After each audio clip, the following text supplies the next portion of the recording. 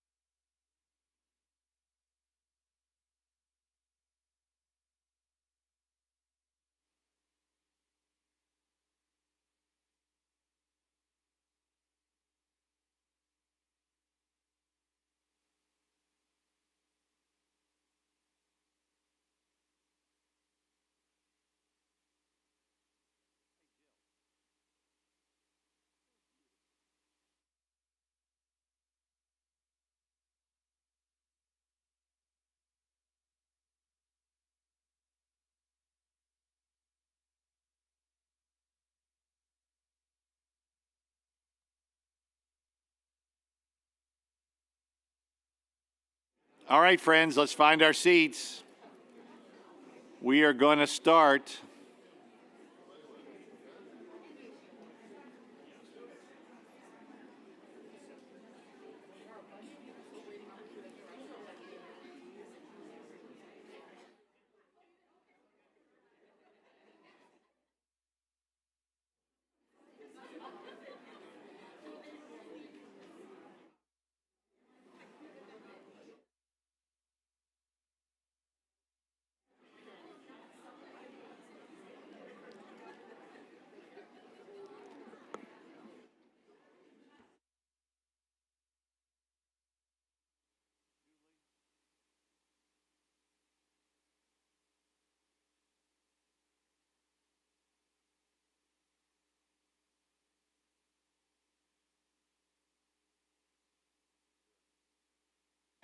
Okay, friends, welcome back.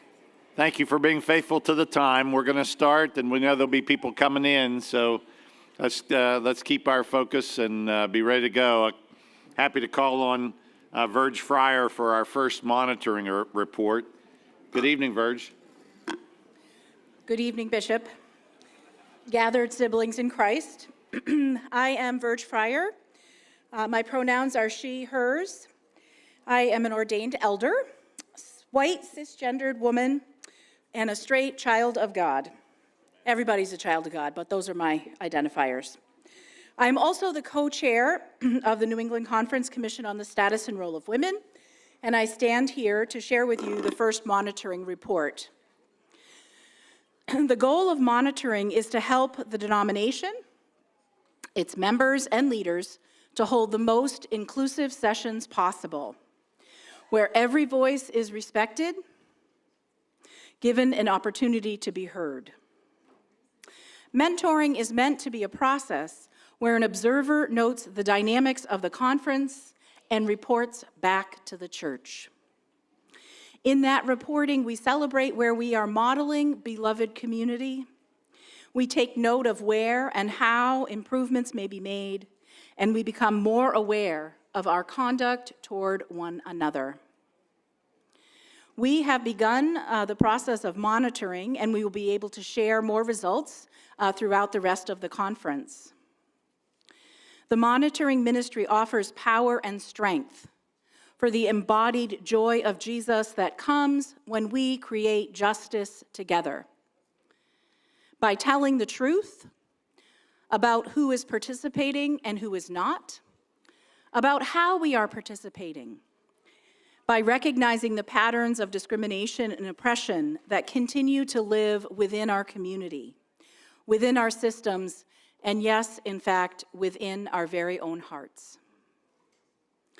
In this, the love of Christ will utilize this information to move us towards the kingdom of God as we are able.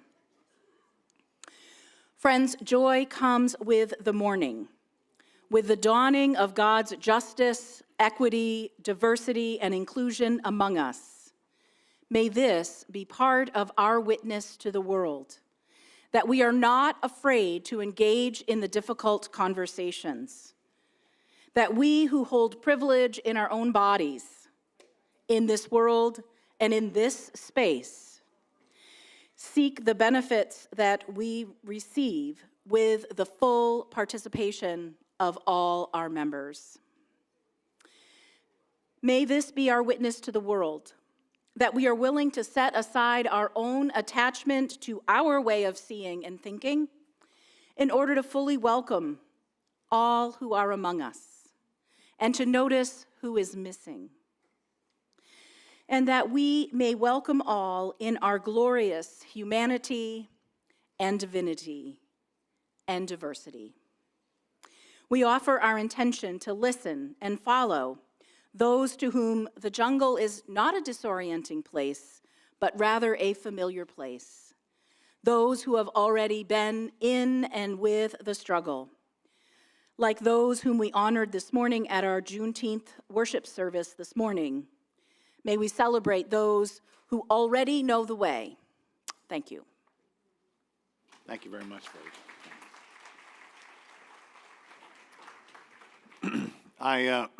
Preeti and I are privileged to have Tom Leach on the dais with us tonight, the president of our Conference United Methodist Men. Welcome. As we celebrate our laity at each session, we celebrate Tom and the minister of United Methodist Men.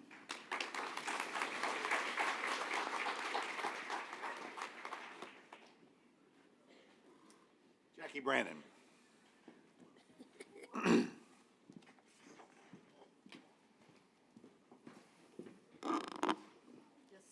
Yes, ma'am. Jacqueline Brannon. Dear Jackie, after a long tenure as a member of the Bishop's Cabinet, you returned last year for one final season as the interim district superintendent of the Granite District. This year of service has blessed our cabinet with your keen insight, bold vision, and fearless ability to cut through the rhetoric to find the real issues that are at the heart of every issue. You've stepped back into this role and quickly found your stride in the way that you have faithfully served the pastors and laity of the Granite District. As a new person around the cabinet table, I would have never known that you were an interim. Your knowledge of the churches and pastors was evident of the interest you've taken in them. Your clear sense of call has led you into their lives and into our hearts over the last year. Among the cabinet, you've been unafraid to raise the questions few would ask, ponder the deeper issues that are so easily avoided, and lead with a consistent approach to discerning the right way to go. You've done all of that with your undeniable sense of humor that has lightened the moment and opened the door for us to keep any issue or challenge in perspective. Even in the midst of my personal quest to make you cry over my sappy stories, you held firm and demonstrated the strong spirit and character that so easily describes who you are. You have been steady, faithful, committed, and an integral part of our team. We will miss you around our table. Your pursuit of a deeper spirituality has intentionally woven others into that journey alongside you. I am grateful that you have woven me and us into the fabric of your life. As you depart from this role and pursue the next chapter of your life, know that you have made a significant mark on the work of the Cabinet, the annual conference, and the people of the Granite District. You are loved and appreciated, Jackie Brannon. Thank you. Would you thank Jackie as our superintendent?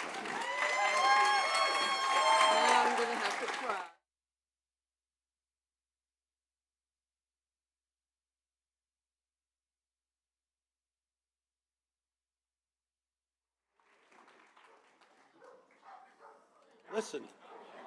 Listen to that reception.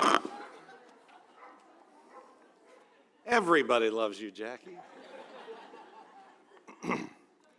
Friends, it's my pleasure to announce that I'm appointing as the Granite District Superintendent for the first year, David C. Palmer. David will come and read the appointments.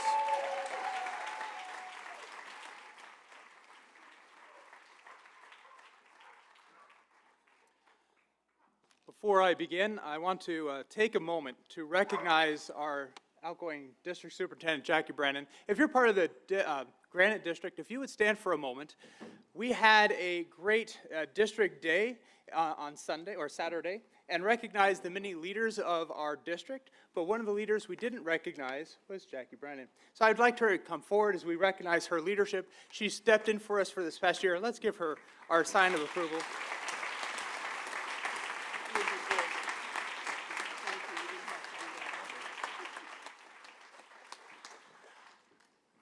You may be seated. As your incoming district superintendent, I recognize that I've come in to fill in some big shoes. It is my hope and my joy to celebrate and ministry with you as a servant leader. And so I come to this with trepidation and trust in the Holy Spirit and his work with us together. Amen.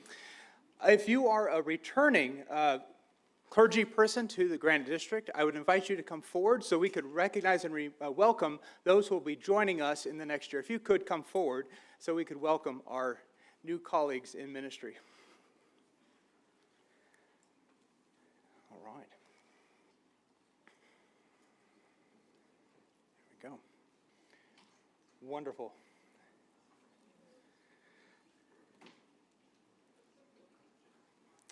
So for the Ashland United Methodist Church, South Tamworth United Methodist Church, and Tuftonboro United Methodist Church, we welcome Paul O'Neill to serve as their pastor.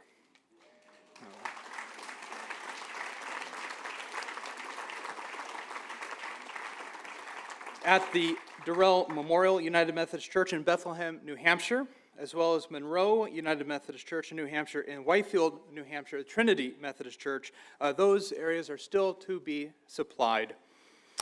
At the Chesterfield, New Hampshire, at Asbury United Methodist Church is Scott Masters. He is taking on extra responsibilities with the Marlow, New Hampshire, Marlow United Methodist Church, as well as Munsonville, New Hampshire, Chapel by the Lake. Is Scott Masters with us today? All right, we welcome him as well. As applause, maybe.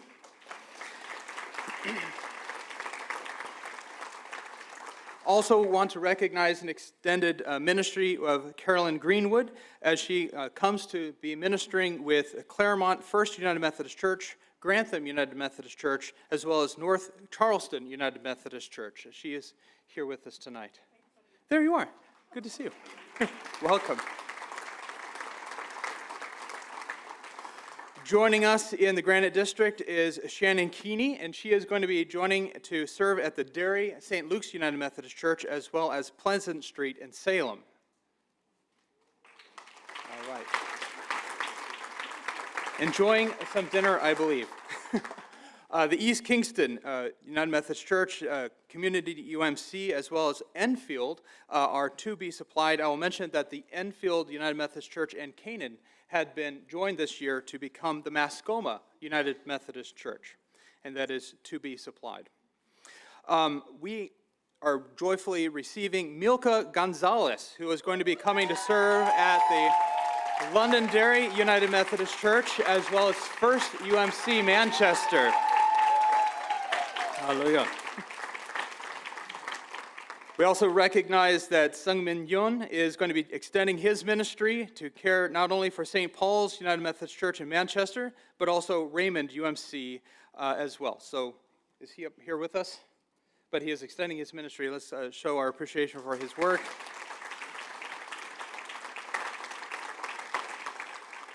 Yok Sun Yo is coming to serve at the Merrimack St. James United Methodist Church.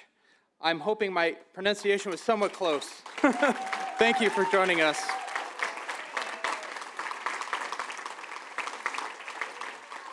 We also welcome Matt Wiesel as he comes to serve at Milford United Methodist Church.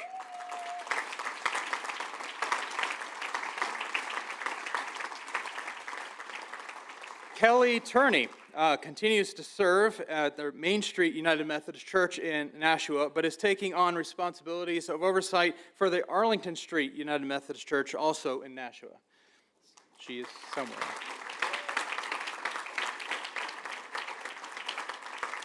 Recognize Elizabeth Bailey Mitchell is going to be serving at Sunapee Lake Sunapee UMC, as well as Newport, New Hampshire, so at the Church of the Good Shepherd.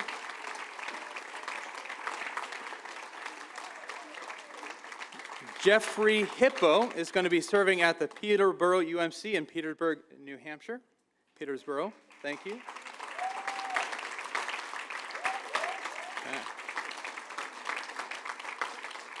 The Trinity Federated Church in Seabrook, New Hampshire is to be supplied, as well as the Winchester United Methodist or United Federated Church in Winchester, New Hampshire.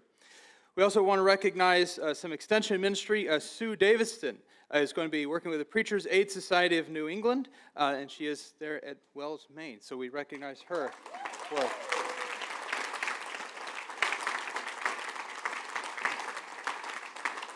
And last but not least, we recognize that Carrie Greenhill is serving as a deacon at the Virginia Conference at the Hampton, Virginia Wesley UMC. And so we recognize she's not with us, but we show our appreciation for her.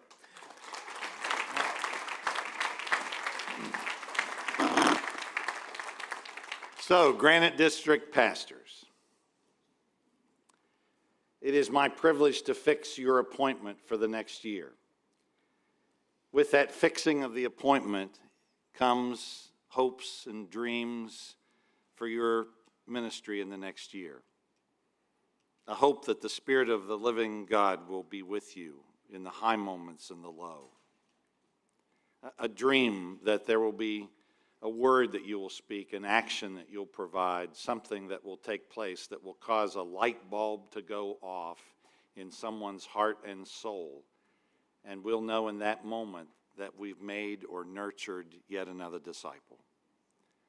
My prayer for you is that in the seasons of ministry, the high moments and the low, that you'll find support from one another.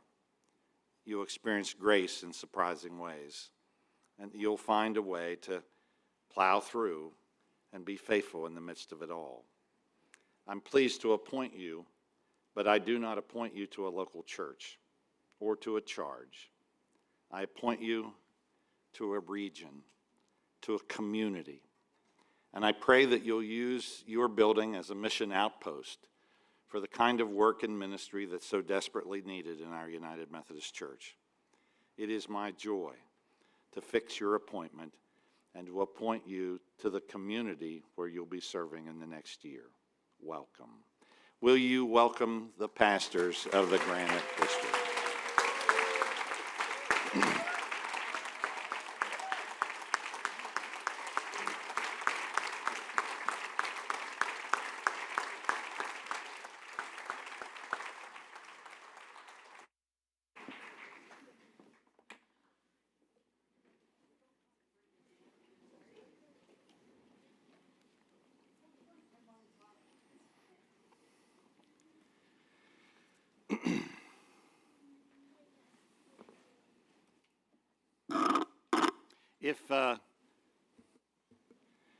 If my countenance has changed a little bit, it is because in just a moment ago, a woman by the name of Sally Bickerton just arrived.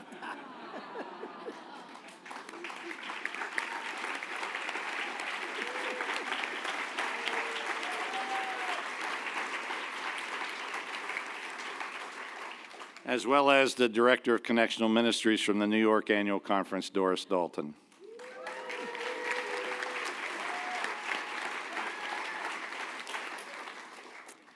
I call now on Lee Goodrich to share with us about legislative sections introduction. Lee? Hi again, everyone. Lee Goodrich, she and her.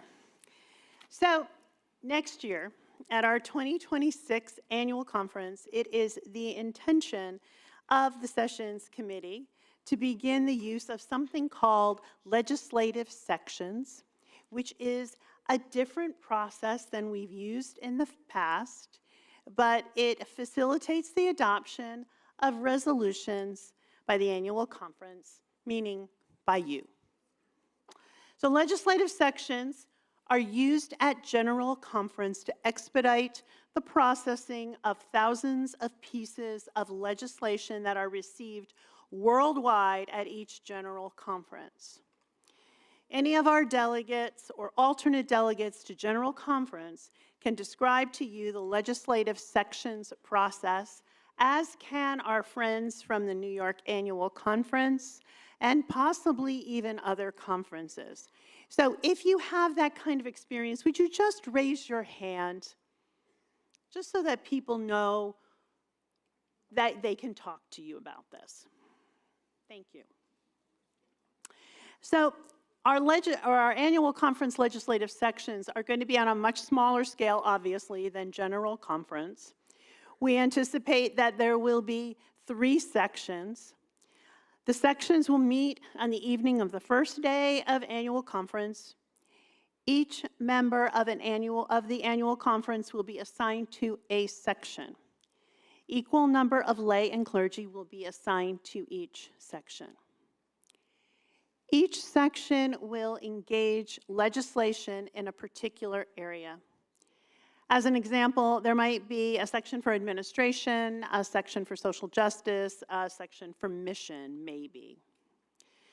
Delegates will debate and amend pieces of legislation just as they might on the floor of annual conference. Each section has a facilitator, a secretary, and a moderator.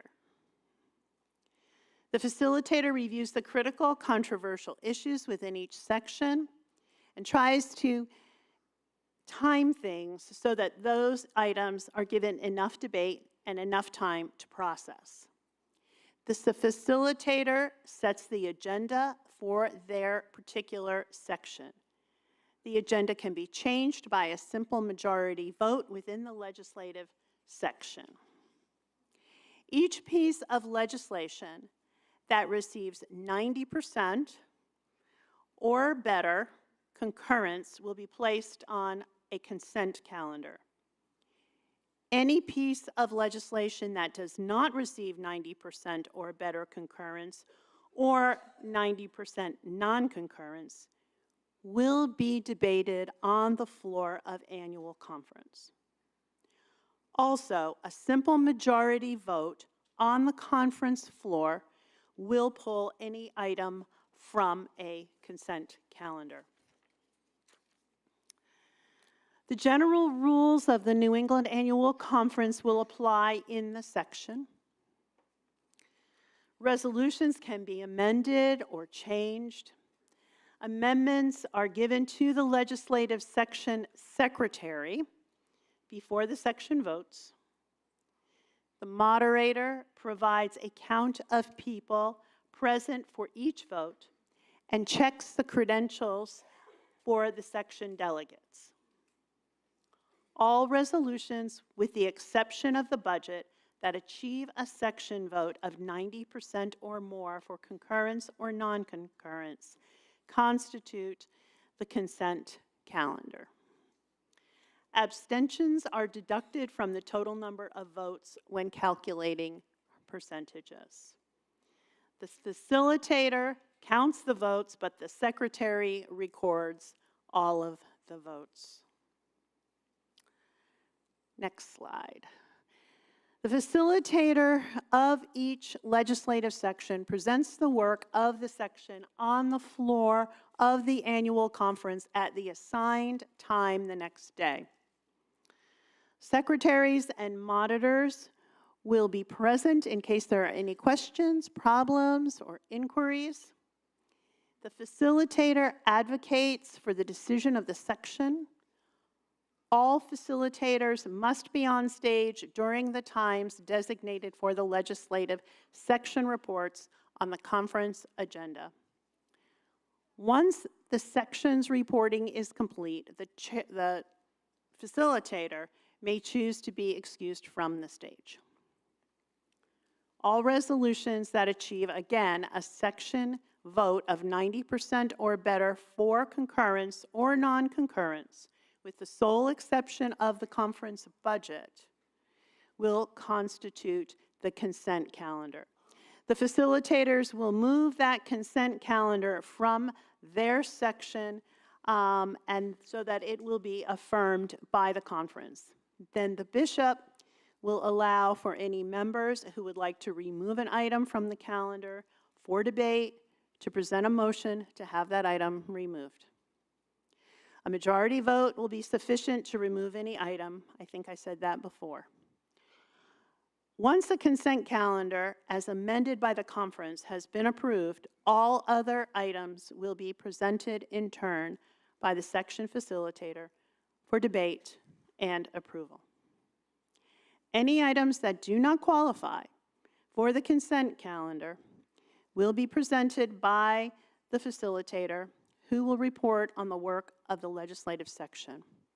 For example, they might say the petition passed by a majority, but not enough to reach the consent calendar. When the work of each section has been presented and acted upon in the plenary session, our work is done. Now, in case that just seemed like a whole lot of information, I'm just going to review quickly, really quickly, what I just said. In the section, resolutions are amended and changed. The general rules of the New England Annual Conference apply. The moderator provides counts of people present, and when it's time to vote, they check all credentials. All resolutions that achieve a section vote of 90% or more for concurrence or non-concurrence, with the exception of the budget, constitute the consent calendar. Abstentions do not count in the calculations of percentage votes. And finally, on the floor of annual conference, the facilitators move the consent calendar from their section be affirmed by the annual conference. The bishop will allow for any members who would like to remove an item from the calendar to present a motion. A majority vote is sufficient for removal of an item. After the amended consent calendar is approved, all other items will be presented in turn by the section facilitator. When the work of each section is presented and acted upon, once again, the work is done. Please know that at the end of annual conference, there is going to be a survey. And there is a spot on the feedback survey for questions, thoughts, ideas on this process. You will have lots of time to process this new way of doing things.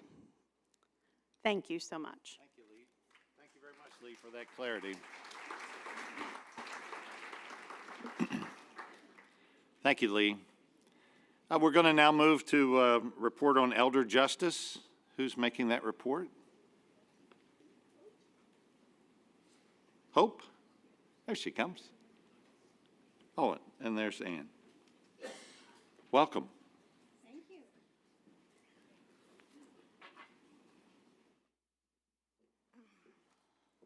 I really love the sound effects.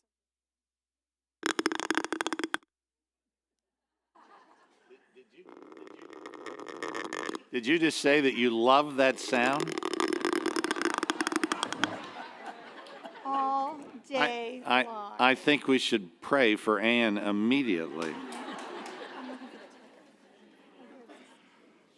And the other thing that's wrong is you can see it here. Okay. Good evening. I'm so glad to see you all. I'm Anne Marie Hunter, and my pronouns are she, her, hers. And I am from Safe Havens, and I'm here this evening with Hope Lucky, whom you all know, who is from Preachers Aid Society. June is World Elder Abuse Awareness Month, and Safe Havens and Preachers Aid Society have teamed up to share with you some information about how we can notice elder abuse, name it, and respond to it. So as we begin, since she loves the sound so much, as we begin, we're going to invite you to listen closely and see what you notice, if anything, that stands out to you in these stories. As a member of your church's visiting team, you are visiting George, an older member of your faith community. You learn that an adult grandchild has moved into his home. George seems fearful of this grandchild. You notice that 85-year-old Sylvia is having financial difficulty now that her son and daughter-in-law are helping her. Your visit to a nursing home reveals that 92-year-old Ellen has lost a lot of weight and suddenly has poor personal hygiene. So in all of these scenarios, elder abuse could be occurring. And to support survivors, we need to notice what's happening around us. Elder abuse has to do with willful neglect and abuse. And like all forms of abuse, it is all about power and control, and it feeds on power imbalances. Elder abuse may be physical, sexual, emotional, verbal, financial, etc., all of that you know. The part I really want you to focus on and remember is that it can also be spiritual, and that to older adults who are faithful, this is very important. Wait, uh-oh. There we go. Oh, no. Okay. Elder abuse has a really complex list of people who could be abusers. I came to this from the field of domestic violence, so for me, this sort of just blew up my head. I'm used to just a couple of abusers. So here we have family members, intimate partners, caretakers, friends, neighbors, anyone in authority, anyone the older adult would normally be able to trust could be a perpetrator of elder abuse. This isn't working so well. The tragedy is that most abusers are family members, intimate partners, and husbands and wives. So we'd like to think it's someone in a facility somewhere. The majority is in our own homes. So that's the picture of what we're seeing. Victims of elder abuse can be both men and women, both gay and straight. For domestic violence, it's about 85% of reported cases are women victims, but as you get into older adults, because we all become more vulnerable, that shifts a little bit. So it's important to remember that as well. So, at least, and I'm saying at least because of the methodology of this study, at least 1 in 10 older adults and 1 in 4 older adults with dementia will experience elder abuse in their lifetimes. And the reason I'm saying the methodology is that this study was done by calling people on their home phones at home. So it leaves out anybody who doesn't speak English. It leaves out anybody who can't jump up and run and answer the phone. It leaves out people that don't have phones, everyone who's homeless, et cetera, et cetera, et cetera. So it left out a huge swath of a very vulnerable community, and yet it was still 1 in 10. So our paradigm is noticing, naming, and responding. And in the first section, we asked you to notice, to listen to those stories, to notice, and Anne-Marie offered some definitions. And now I have a story about a colleague who just shared this little bit with me. She called on a parishioner to set up a visit, and the parishioner was really excited about the visit and said that the pastor could come and visit her only if her husband wasn't home. This statement is a red flag. Yeah, so, So with care, the pastor asked the parishioner to say more about this. And after some conversation, was able to ask if the parishioner felt safe at home. This is an example of what to listen for when talking with someone who might be a victim of elder abuse. so any older adult can be a victim of elder abuse. Perpetrators say that they target older adults because they will not tell, and if they do tell anyone, they will not be believed. That is why they are targeted. So as you visit older adults or you fellowship with older adults, there's a few things to know to look for. Repeated injuries, including bruises, broken bones, pressure injuries, burns, or lack of follow-through on medical care. And when I speak to survivors of elder abuse, I hear things like, "I'm walking on eggshells," or "he's like Dr. Jekyll, Mr. Hyde." Victims are often isolated, or they can't meet with you alone. They may hint at being afraid or harmed. There may be veiled disclosures, which I'm hoping we all can listen for, like, "My daughter has a temper," or "I have to ask for permission to do anything." Older adult survivors often also have poor personal hygiene, and maybe that's a new situation, something to look out for. Survivors may report having trouble sleeping, or they may consider or attempt suicide. They may be living in unsafe or unsanitary conditions, and that includes homelessness or living out of their cars. And I've heard long lists of where I would park if I were, where I park my car at night when I'm living in my car. I also look for sudden changes in choices or behavior, like missing appointments, new names added to bank accounts, unusual bank transactions, or a sudden change of banks or financial institutions. And interestingly, banks are now training their personnel because they are seeing this huge amount of assets leaving the banks, not legitimately, because of elder abuse. There might also be clues that someone is an abuser, but this is a little more tricky because typically they're very charming, to the point where somebody says, "I want to introduce you to somebody, they're really charming," and I think, "Oh, really not?" Thanks. Abusers are hard to recognize. They're charming to everyone except the victim. So that's where the Dr. Jekyll, Mr. Hyde thing comes in. The public persona is different than the private reality.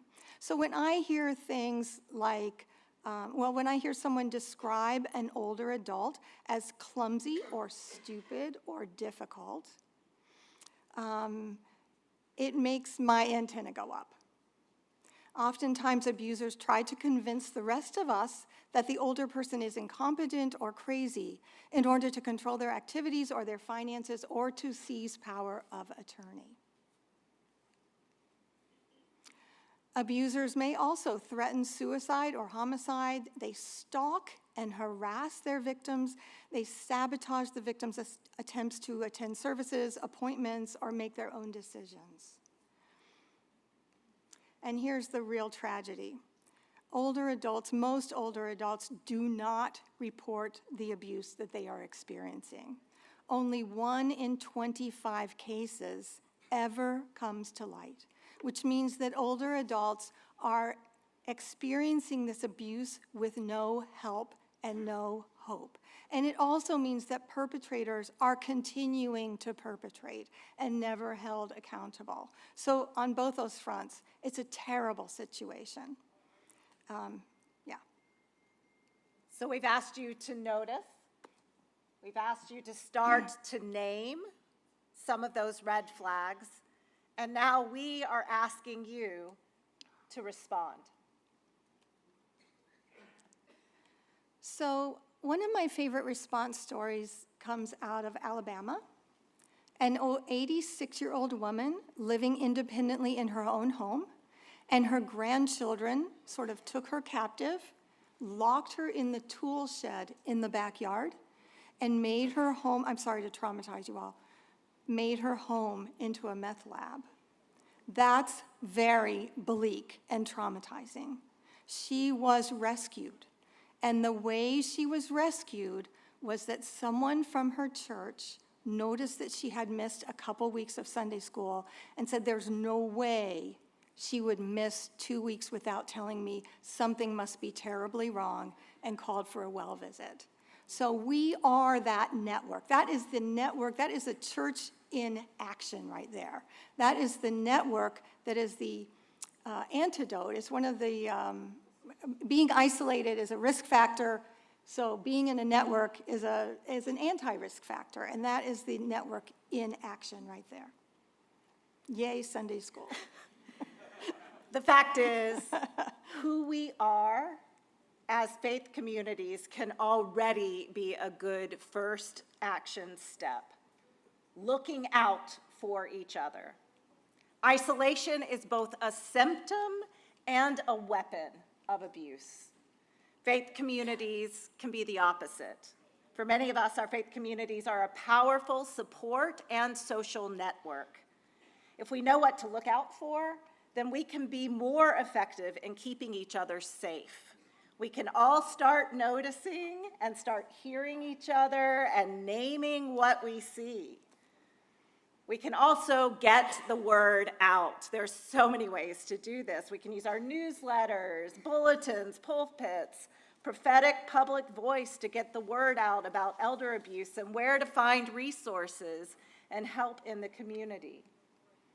And as individuals, we can start noticing, start listening, start hearing, start opening ourselves up to hear the hard truths that older adults in our communities may be bearing alone. We can provide safe is important, safe and confidential places where these truths can be spoken without judgment. We can support older adults experiencing abuse and help them to connect to the community resources that provide expertise and further support. And as individuals and communities, we can connect to our local elder abuse resources and advocates and ask, how can we help? How can we help? Maybe they need donations or volunteers or quilts or a place to meet or snacks for their special event.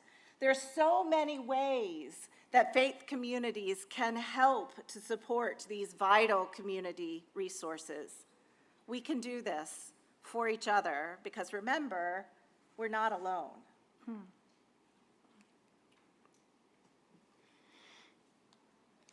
This is a great one. Please leave with this, if only this.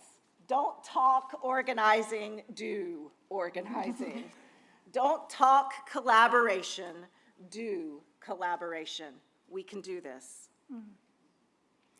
So this was sort of the past hors d'oeuvre of elder abuse. And I'm hoping you have lots of questions and ideas and things you want to know about. A lot of these resources and this information is available on the Safe Havens website, which is here, interfaithpartners.org/elder-abuse. Or here's my email. I would welcome any questions, any concerns. Email me. I can send you printed resources. Anything that you can do to break the silence is really important to older adults, because if you break the silence, if we all break the silence, they are better able to come forward with what they're experiencing. So please reach out to us. This is Hope's email as well. And we are happy to talk more about this. Training about elder abuse is one of the things that Safe Havens does. So we are thrilled to get your call or your email, and please let us know. Yeah. So thank you so much for your time and your prayers and your engagement. Thank you, Bishop. And thank you for all of this. And let's make this a really meaningful World Elder Abuse Awareness Month. and work together throughout the year to notice and name and respond to elder abuse and to build elder justice. Thank you. Thanks. Thank you. Thank you very much, Ann. Hope. I recognize Sean Delmore, who's online with a motion. Sean?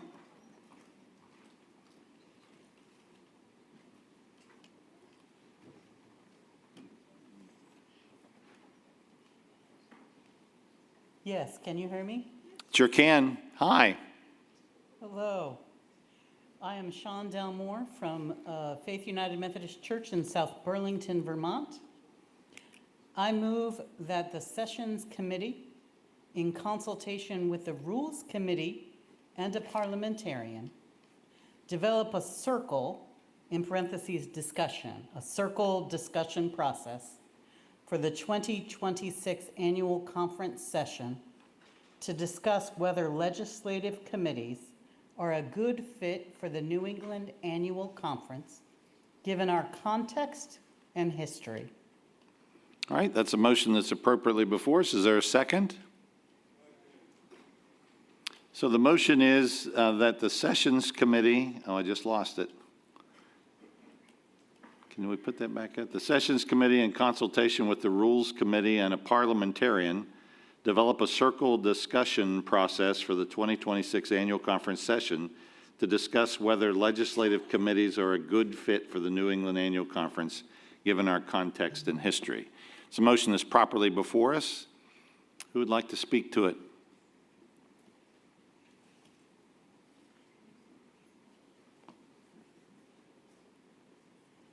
It's a motion that's properly before us. Are you ready to vote on this motion?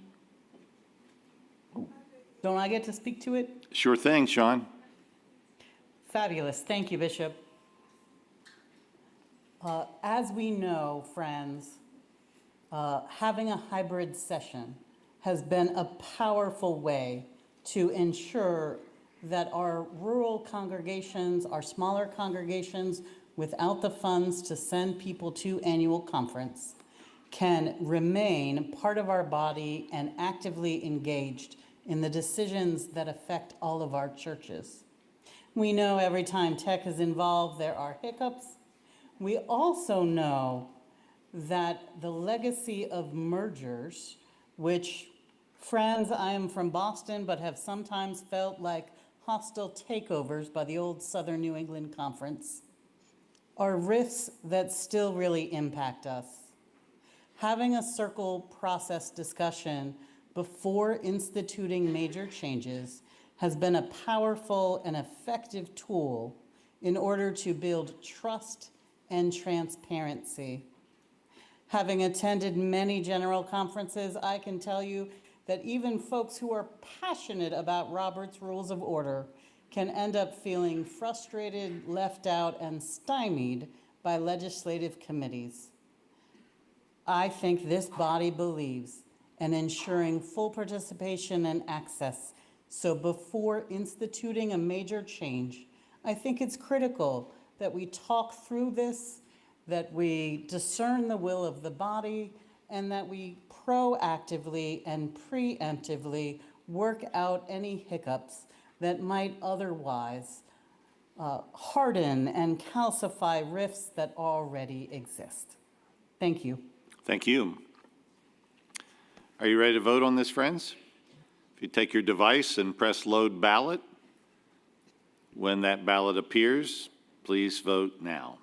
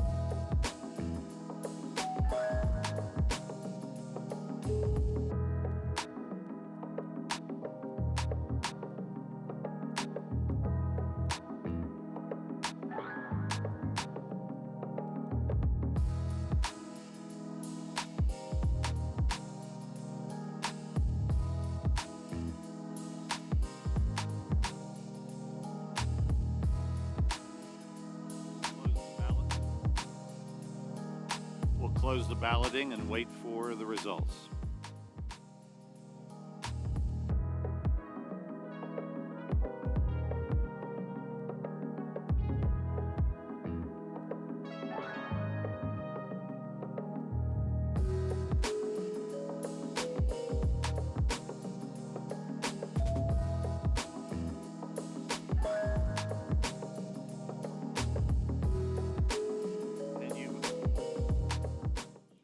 You've approved that by motion, by a vote of 213 to 104. Thank you very much.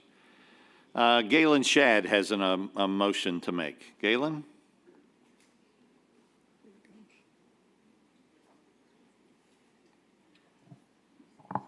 Hello, Hi. my name is Galen Shad. I am a young adult from Leominster UMC in the Commonwealth West District, and I am making a motion to suspend the rules of the New England Annual Conference, substituting 2 speeches for and 2 speeches against until the question may be called, with a time limit of 1 minute per speech to speed things up when we do actually get into our legislation. Is there a second? There were multiple seconds. Anyone wish to discuss this?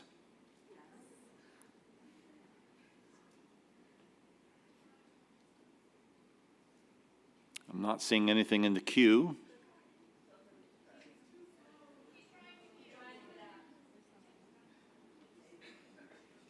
Becca Gorell, microphone 2.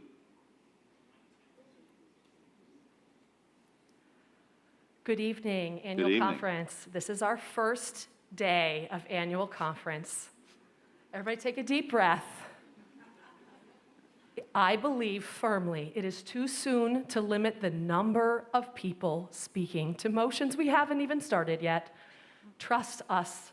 Your agenda committee has you in good hands. We will get through our legislation if we don't take too many motions to suspend the rules and debate that and talk about that. Let's try to address some substantive legislation and then see how we're doing a couple days from now. But let's not limit the body's voice just yet. Thank you so much. That's a speech against. Is there a speech for?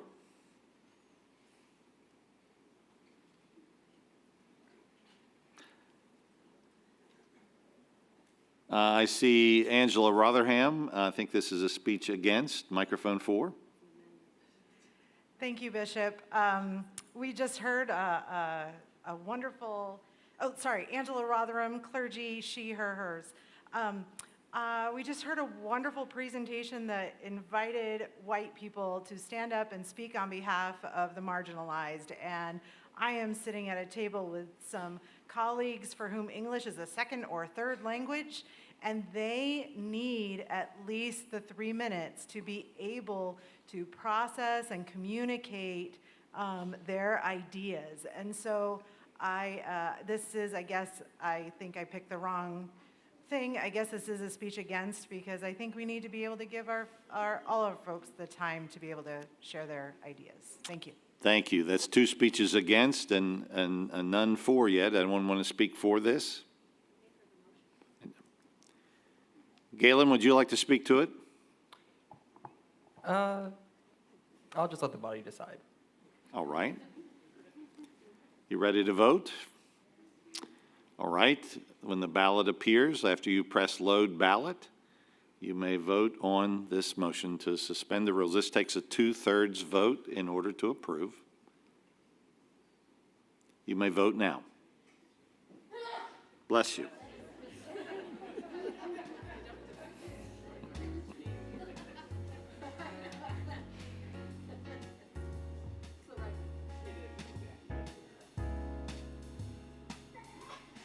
Bless you.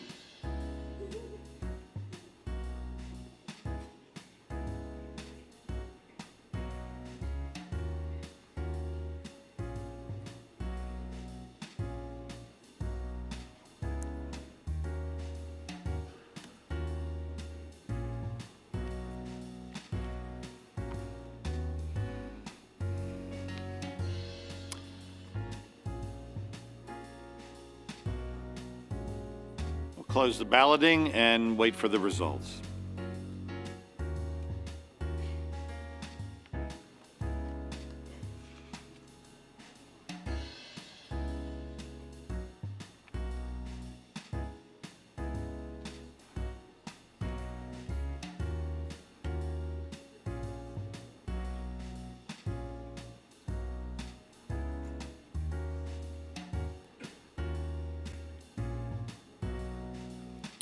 And you've not approved this by a vote of 302 to 66. Thank you very much. Jay Williams has a point of information. Jay? Jay Williams, clergy, my pronouns he, him, his, lead pastor of Union Combined Parish. We just adopted the resolution about circle process, but it's my understanding that the sessions chair said that legislative sections were going into effect in 2026. Can someone clarify the impact of the resolution in light of what the sessions chair introduced? Lee, microphone 2. It is our intention to implement this in 2026. We are fully interested in everything that anyone has to say, their experiences with legislative sections, their ways of perfecting what legislative sections. So we'd really like to hear all of the different ways that you can help us to make this a really successful and positive experience. Thank you, Lee. All right, I'm going to call on the Conference Board of Pensions and Health Benefits to come and share their resolutions.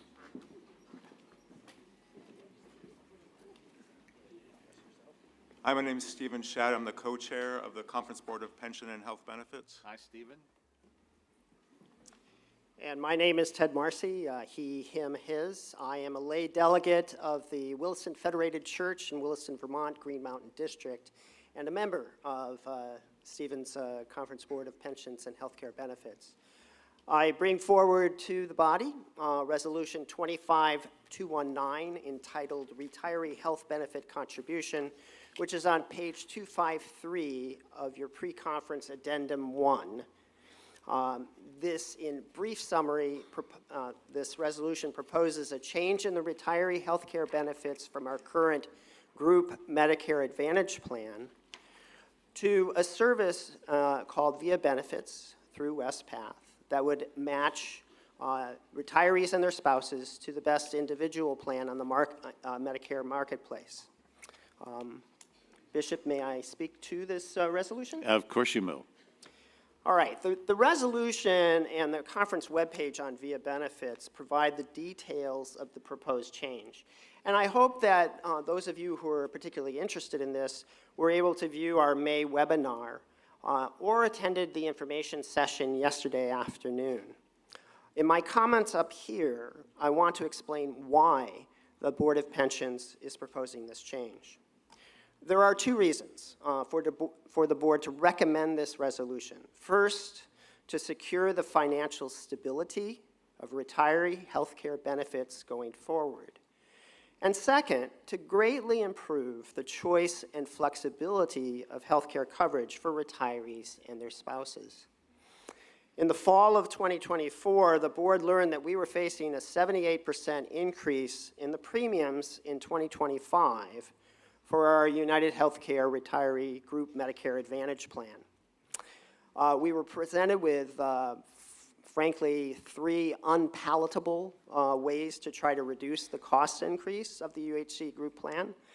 Increases in the deductibles, increases in the copays, and/or increases in the premiums to maintain that group health care coverage. After deliberation, the board voted to shield our retirees from any of the premium increases in 2025, with the use of conference pension reserves, combined with a very generous donation of $350,000 from the Preachers Aid Society of New England to cover the additional $700,000 cost. With that action, we maintain the group health plan as it was in 2024 through 2025. But that is not sustainable going forward for the conference or its churches and its members. So I need to be clear. The retiree health care benefits will change in 2026, regardless of how you vote on this resolution. Now, the step by the board also allowed us to pursue what many other United Methodist conferences have chosen, and that is to move to this service called Via Benefits, supported by WestPath as of January 1st, 2026. The Via Benefits service allows retirees, their spouses, and in some cases their dependents to each select the best plan for him or herself among over 1,000 different plans in the individual Medicare marketplace. Our current group plan is a one-size-fits-all plan, which unfortunately means it fits almost no one optimally. Let me end by saying that the experience of the New York Annual Conference, our partner in this New Hope Episcopal area, had a very positive experience once they made this change to VIA benefits 12 years ago. Participants, much like some of you, were very anxious about this proposed change, but within a year were quite pleased and satisfied with the change. Again, I hope you have visited the VIA Benefits website on our conference website, or have had a chance to speak with our West Pass representatives and our conference benefits staff. And we are both up here to try to address your questions. Thank you, Bishop. Thank you. RS 25-219 is properly before us. What conversation would you like to have? Jim Menser, speech 4, microphone 2. Jim?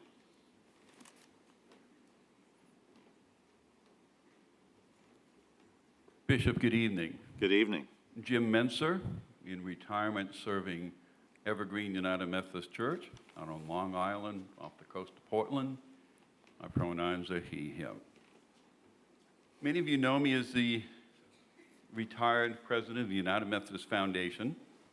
There are a couple of things that you don't know about me. And first of all, I'm a member of the North Carolina Annual Conference, which means that since I retired in 2019, I've been a participant in the VIA benefit program. I may be the only person, the only retiree in the room tonight who has been a participant in this plan for several years. The other thing you may not know about me is that I was a financial planner for 15 years before going into ministry. I used to sell health insurance, I used to sell Medicare supplement plans and Medicare Advantage plans. So when I called VIA Benefits for the first time to talk about what my options were, I knew what they were talking about, and I knew what I was talking about. I was very impressed with the consultant that I spoke with on several occasions. They helped me to kind of figure out what the options were. I came away very impressed with the services they offered and have continued to be impressed with the services over time. I have changed my plan on one occasion, having moved from New Hampshire to Maine, and if I should move again, would feel very confident that they would shepherd me through that process. I know that some of our retirees are anxious about this change. I can appreciate that. Back in 2012, when the North Carolina Conference moved from a plan similar to what we currently have to the VIA benefit option, there were a lot of retirees in North Carolina who were anxious about it too. If my siblings in North Carolina could negotiate this, we can in New England. I would move to be in favor of this motion. All right, that's a speech in favor. Call on Rick McKinley, microphone 3. Rick McKinley, Clergy, just a quick question. It says that's an HRA contribution required in the last 5 years. Does an HSA also count to be able to be included, because I'm getting closer to retirement? So to be honest, I don't feel like I can exactly address your question. You can use the funds in the HSA for health-related expenses. If you qualify for an HRA contribution, you can also use those funds for qualified expenses, dental, vision, medical. Yeah, let me clarify. The language of the resolution restricts contributions to the HRA, and so I wanted to make sure, does that... You would not be able to transfer your HSA to the HRA. Okay. But you could still use your HSA funds for qualified medical expenses. Yeah, we have to use an HRA, which is only employer. Call on Dan Gannant, microphone 3. Good evening, Dan Ganot. Sorry. He, him, his lay member from Wesley Church in Lincoln, Rhode Island. I have a question. Is that a speech against me? Point of clarification, sir. Thank you, sir. One choice, one size fits all is obviously bad. 1,000 choices is equally bad.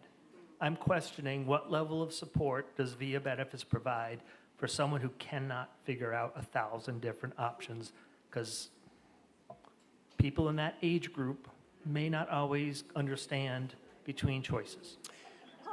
This is a very valid concern and was a big concern of the Board of Pensions. We spent a fair amount of time with Kelly Whittick and with our Willis Towers Wilson consulting group that runs VIA Benefits about the qualifications of the benefit advisors at VIA Benefits. They receive a great deal of training. They are not commissioned by what plan is sold.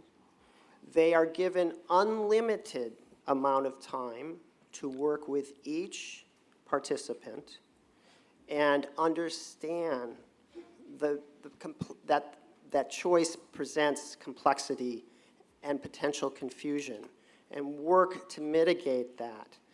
We have heard wonderful reviews of their work as benefit advisors, and so our board felt much more comfortable about this once we receive those reviews and explanations.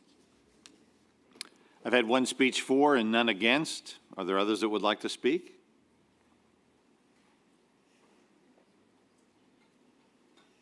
Are you ready to vote? All right, if you'll take your devices, press load ballot. Do you approve RS 25-219, retiree health benefit contribution? That is your vote. Please vote now.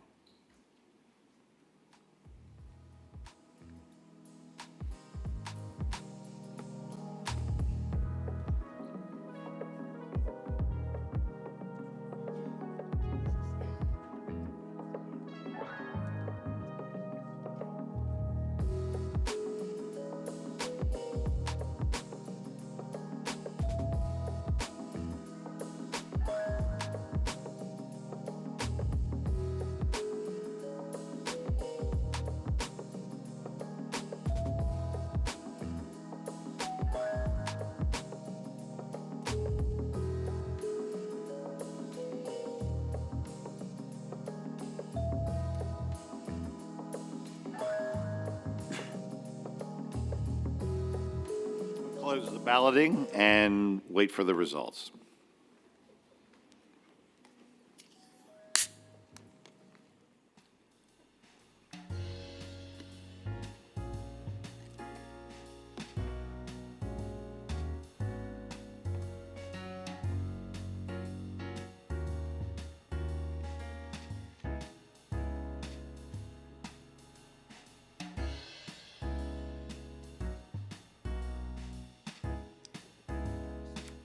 You've approved it. You've approved the petition by a vote of 351 to 10. Thank you. Stephen, Ted? The second resolution is Resolution 25-218 on page 103 of your pre-conference materials, entitled Pastors Participants Health Insurance. It's really about Health Flex for those who are not retired and are active. And I'm going to be very brief. This resolution continues what has been in effect for 2025 into 2026 for health insurance for active pastors and participants through Health Flex, administered by WestPath. And there are no changes in this, including in the default health plan, the C2000 HRA account. We're not quite sure why this is on the plenary session, but we're happy to address questions if we can. All right, RS 25-218 is properly before you. Are there any questions?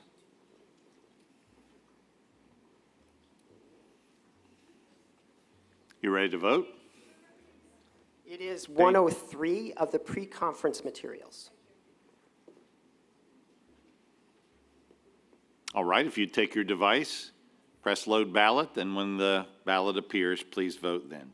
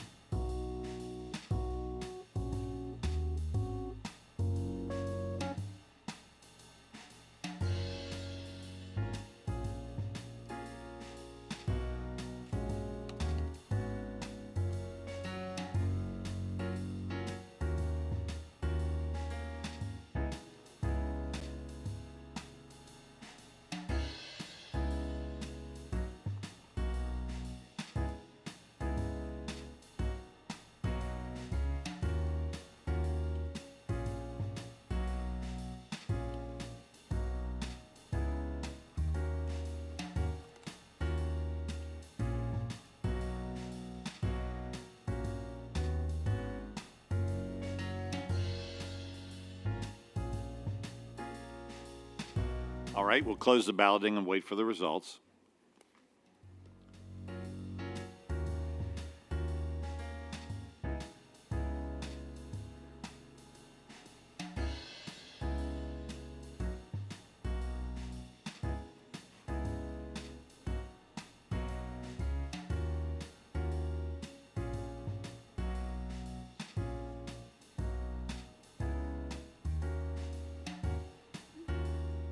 You've approved RS 25-218 by a vote of 349 to 8. Thank you very much. Thank you, Church, from the Board of Pensions, and thank you, Bishop. Thank you. Let's thank the Board of Pensions.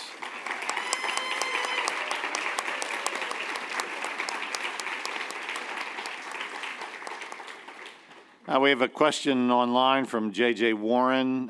This is back on the legislative process.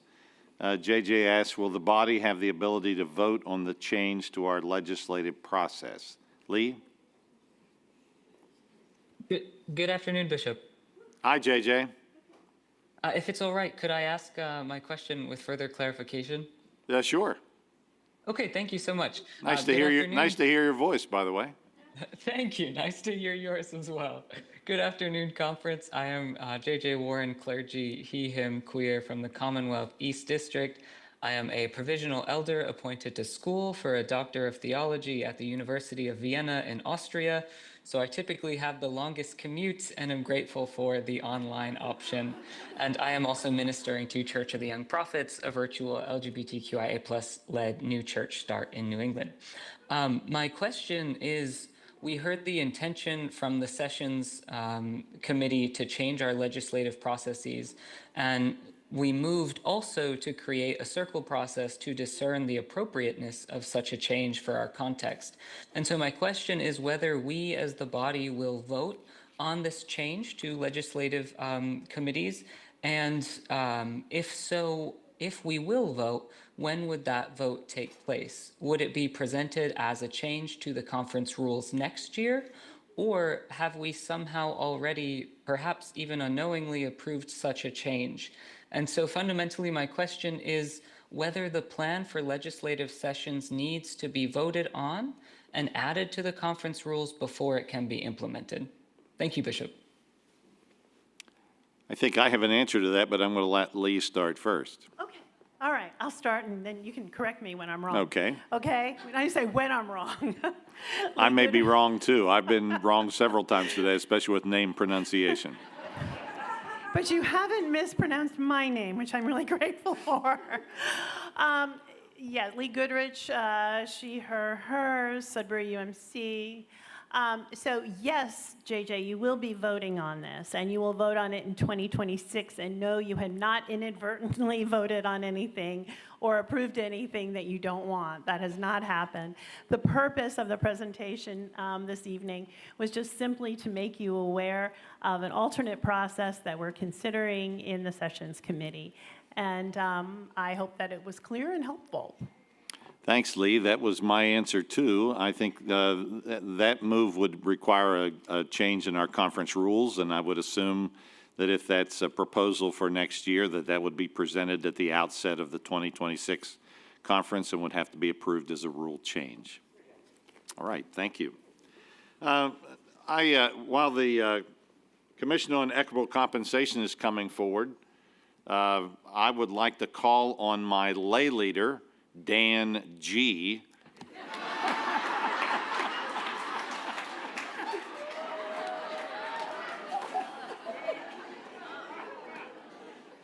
to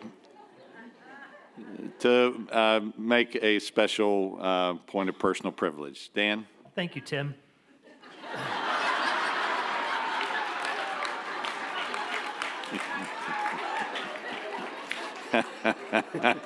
Touche. This is the Dan and Tom show, by the way. We're on every night at 8:29.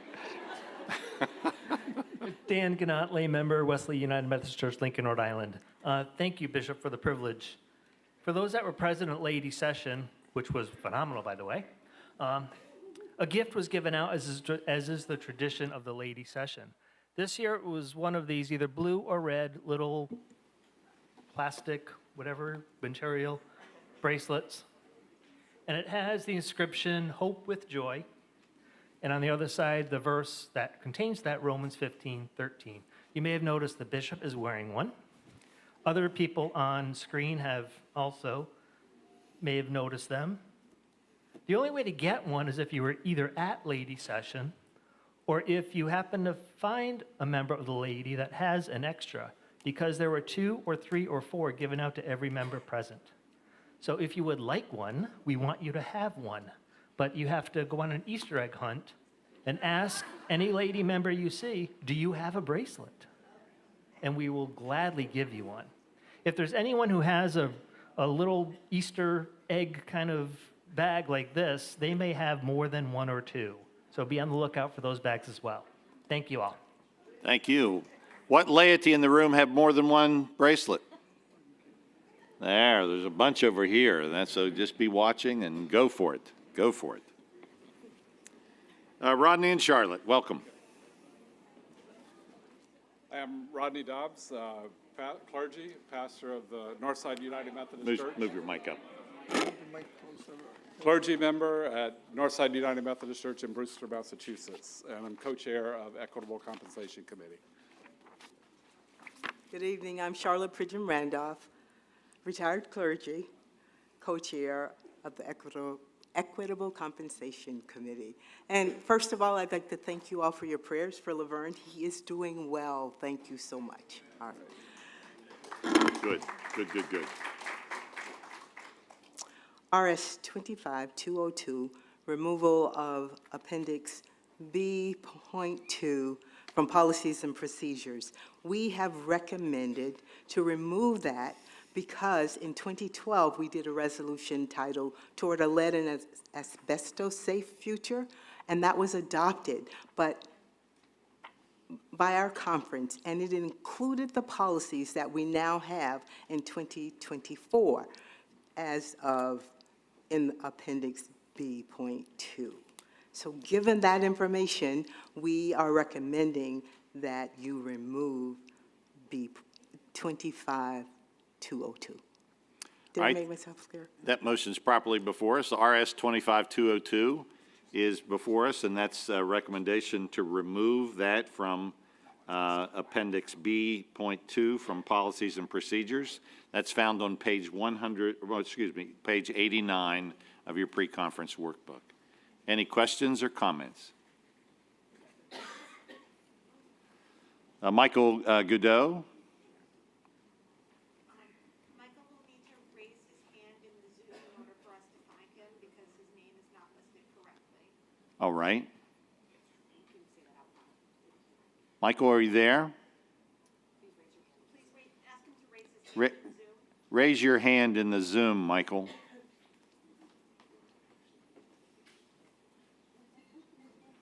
While we're waiting for that, John Baker Strevey, microphone 1. Oh, yeah, Michael, maybe, John, I can answer that question. Can we have the presenters name the page number? Yeah, is that what your question was? That's literally it. Okay, I think we can do that. Thank you. You're welcome. Thank you. Nothing from Michael? All right. RS 25202 is properly before us. Any other conversation? Page 89. You ready to vote? If you'd load the ballot on your device, you may please vote now. Thank you.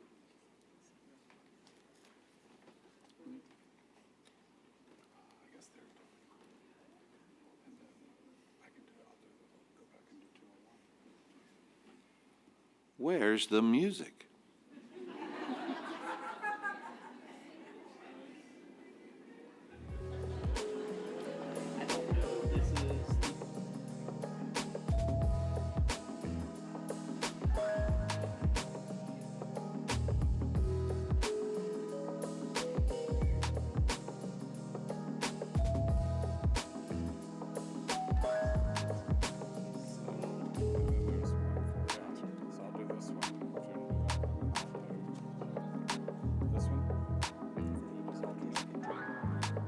We only have the one that's continued.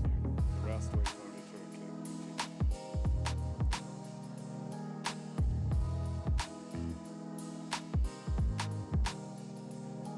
We'll close the balloting and wait for the results. I must say I'm glad the music started, hearing the music that I heard before the music started.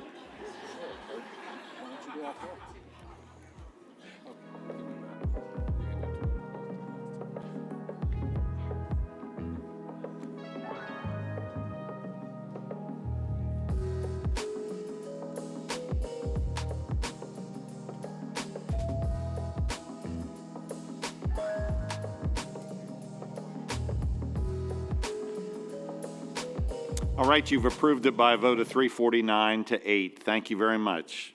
Rodney and Charlotte? All right, since I skipped the first one, we're still on page 89. RS 25201, continuation of Appendix B.1 in Policies and Procedures. The Conference Commission on Equitable Compensation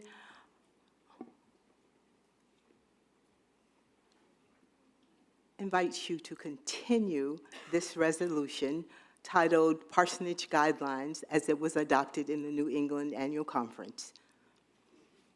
Okay, RS 25201 is properly before you. Is there any discussion?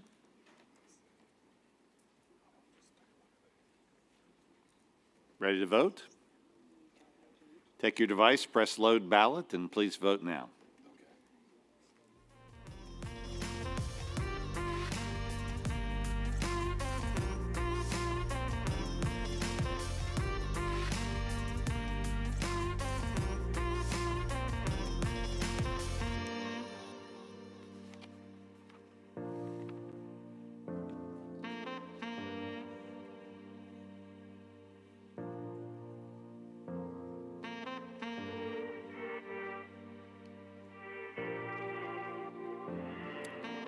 We'll close the balloting and wait for the results.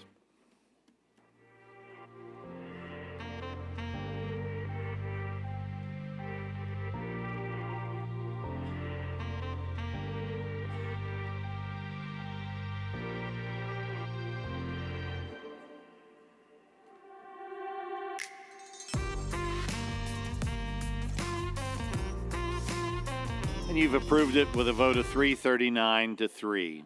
Thank you. Rodney, Charlotte? Okay. Our next resolution is RS 25203, continuation of Appendix C in our policies and procedures. And in 2017, a resolution was adopted for New England Conference Annual Conference Policy for Housing of Clergy Couples. And our committee recommends that this resolution be continued. All right, it's properly before us. Alex Kithes? Microphone 4. My apologies. Thank you, Bishop. This is not for this. Tell us who you are. Sorry, Alex Kithes, he, him, from the Arnold Mills United Methodist Church in Thank you. Cumberland, lay representative. This is just kind of, there's been a couple of motions where I was trying to submit something to either ask a question or speak on it or submit an amendment, but I wasn't able to get it in time in the online form, and we moved to voting before that. So I was wondering if there's a way that we could have some sort of system where if somebody wants to ask a question or make an amendment, we could indicate that quickly so we could pause before a vote happens. Yeah, I've tried to slow down as much as I can. We're relying completely on the queue at that point, and just for equity and fairness, I've got to use the queue as the method for us to call on people. I'll continue to try to slow us down. I've asked repeatedly if there are questions or comments, so I'll try to slow it down a little bit to accommodate that. Thanks for raising the concern. Absolutely. Thank you very much. Yes, sir.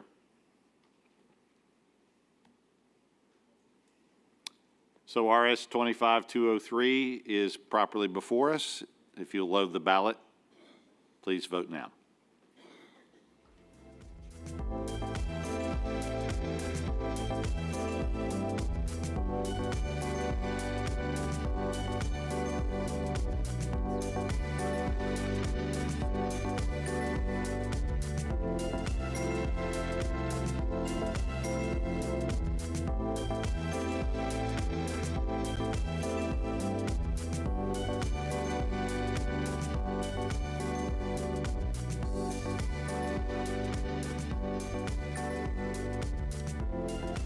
So we'll close the balloting and wait for the results.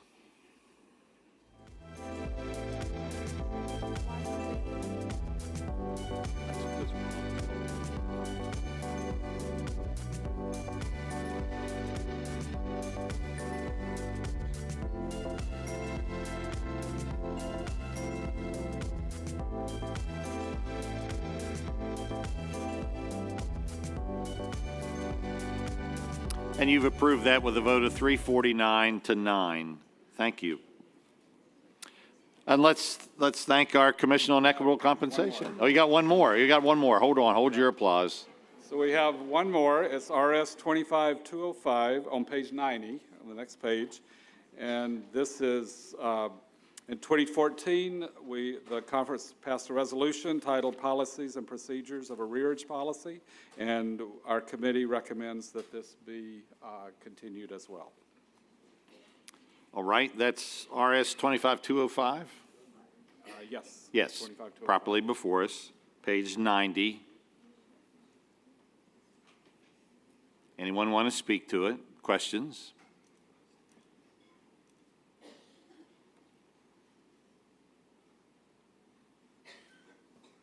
All right, if you'll load your ballot, and please vote now.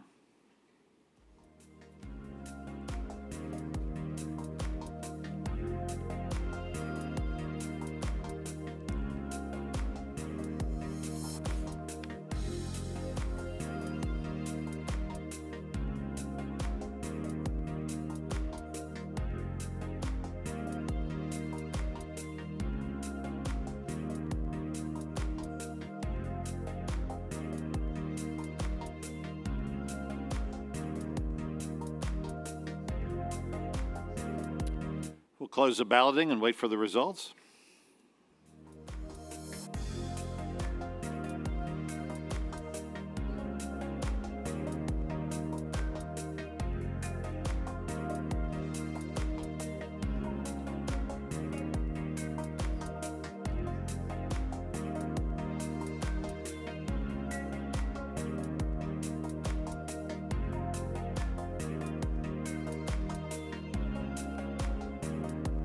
And you've approved it with a vote of 344 to 5. Thank you very much. Now you can thank your Commission on Equitable Compensation.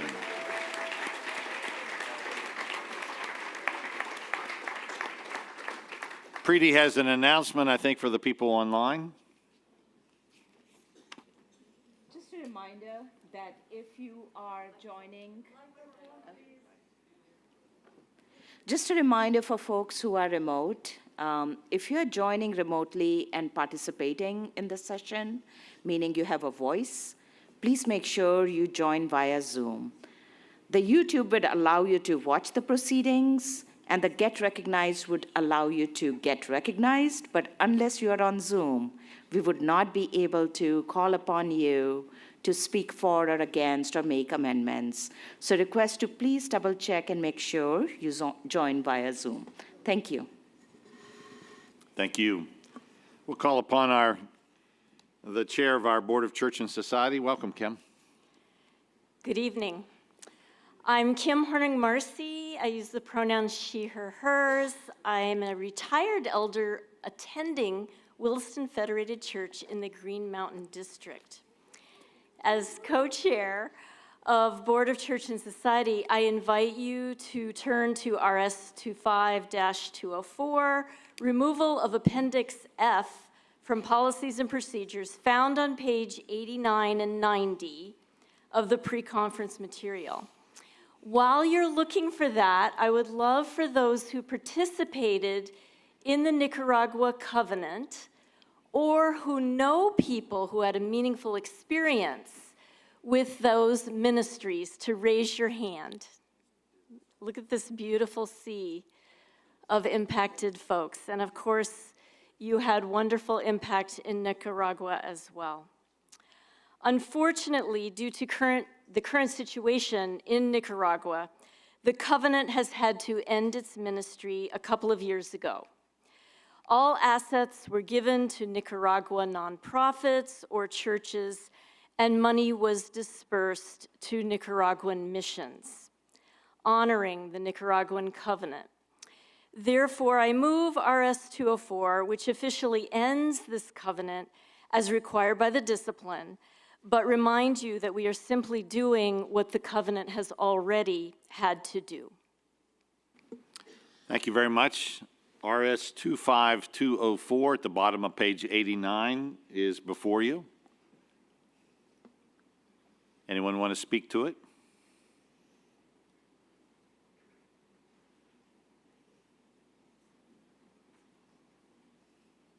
All right, if you take your device, press load ballot, you may vote now.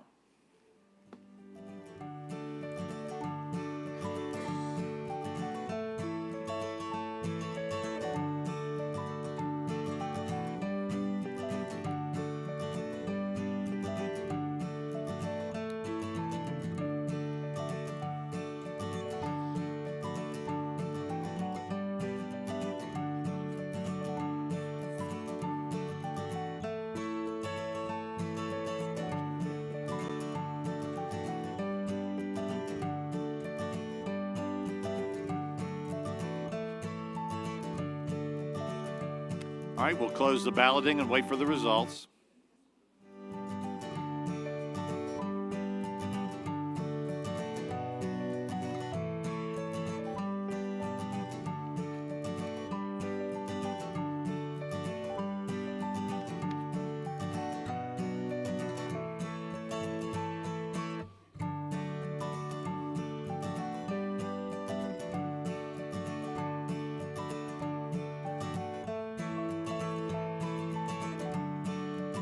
You've approved that by a vote of 363 to 8. Thank you very much.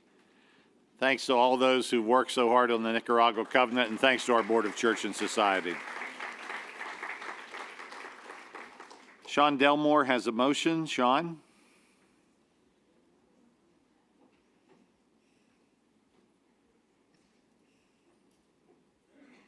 Yes. Given the strong vote, Sean Delmore, Clergy, Green Mountain District.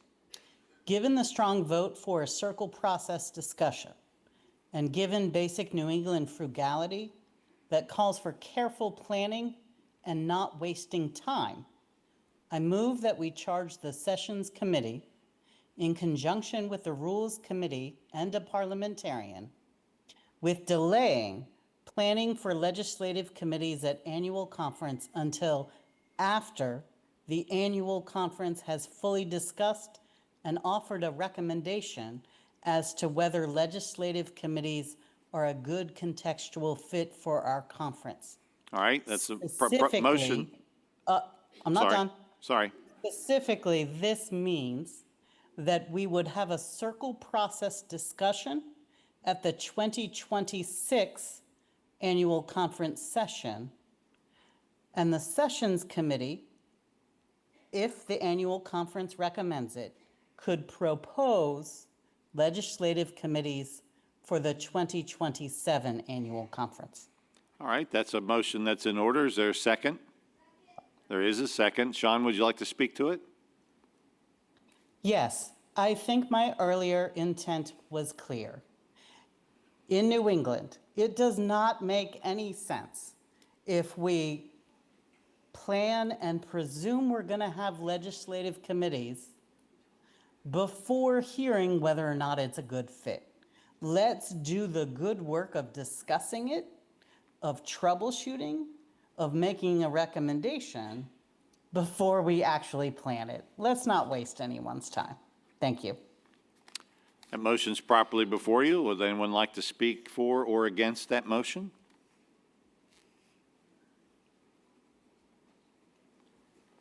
Wee Chang, microphone 3. Wee Chang, Clergy, he, him, his, Director of Connectional Ministries. While I understand the intention of having conversation in preparation of the trying new way of holy conferencing, I'd rather have that conversation after we try at least once.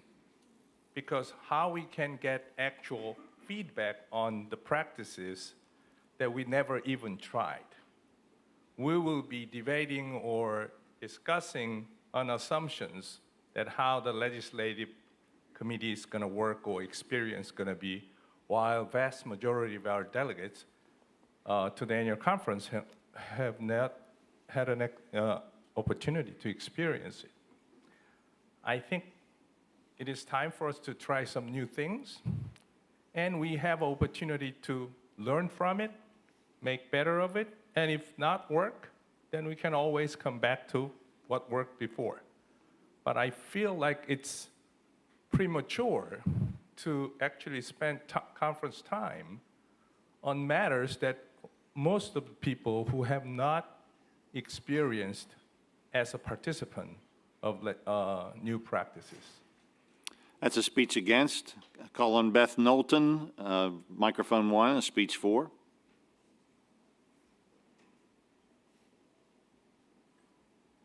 Hi, Beth Knowlton, Equalization Delegate for the Commonwealth East District, a member at Union in Boston.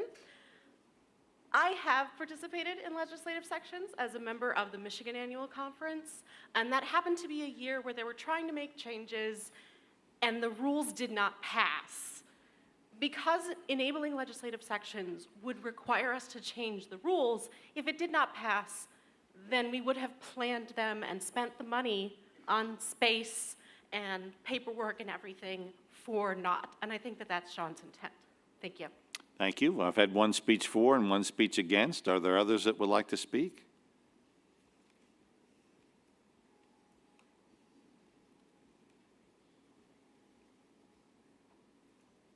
Yes, Jay Williams, microphone 4.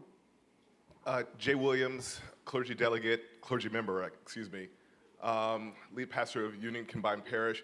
I just want to, the speech against, I support what Reverend Chang has said, that we have to give a new process, a new possibility, a chance before nixing it or constraining the hands of the sessions committee to begin to implement. I find it challenging also when we speak of New England and the culture of New England and what it is in a way that obscures the diversity. There are many components, districts, experiences, cultures in New England. And this kind of presumption that, legislative committees are anathema to the New England Conference when we haven't even tried it is quite presumptuous.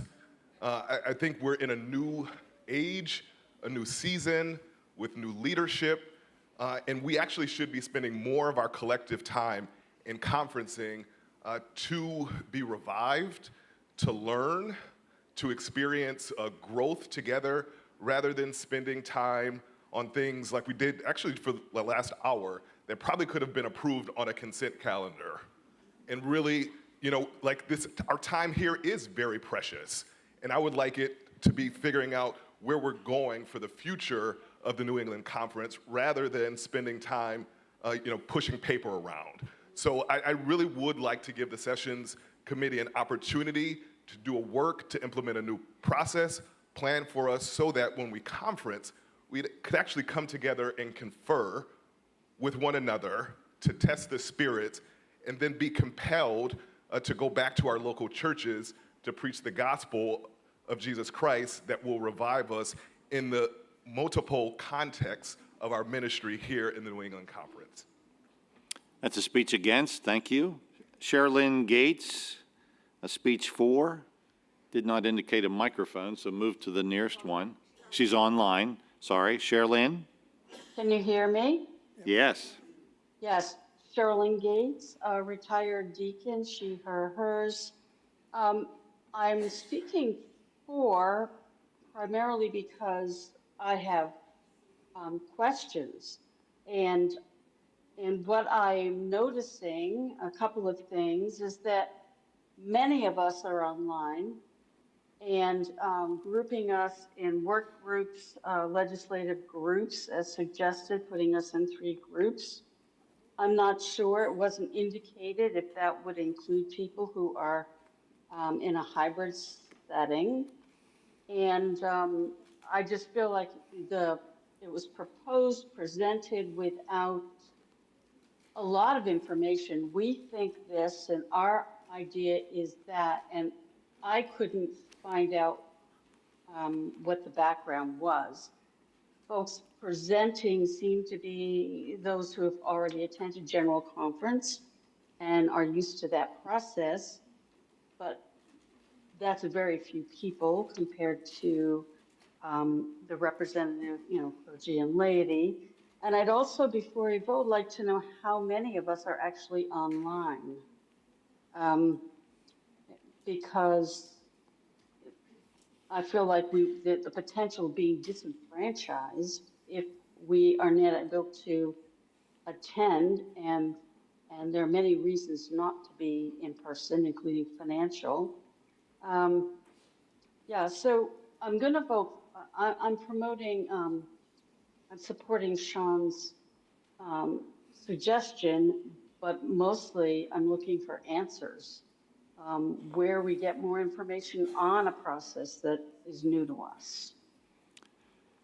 That's what I'd like to offer. Yeah. Thank you. Thank you. That's a speech for. I've had 2 speeches for and 2 speeches against. Samantha Ball has a question. Microphone 3.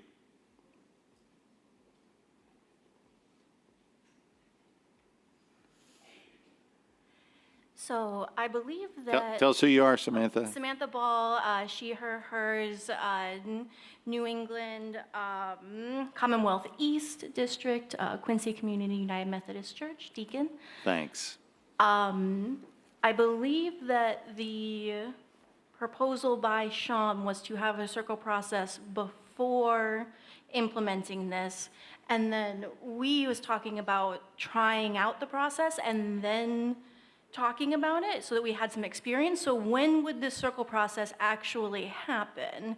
Or are we talking about a continuing circle process? I would just like clarification on what we're actually going to be doing with that process and when it will be, before or after or both. Lee?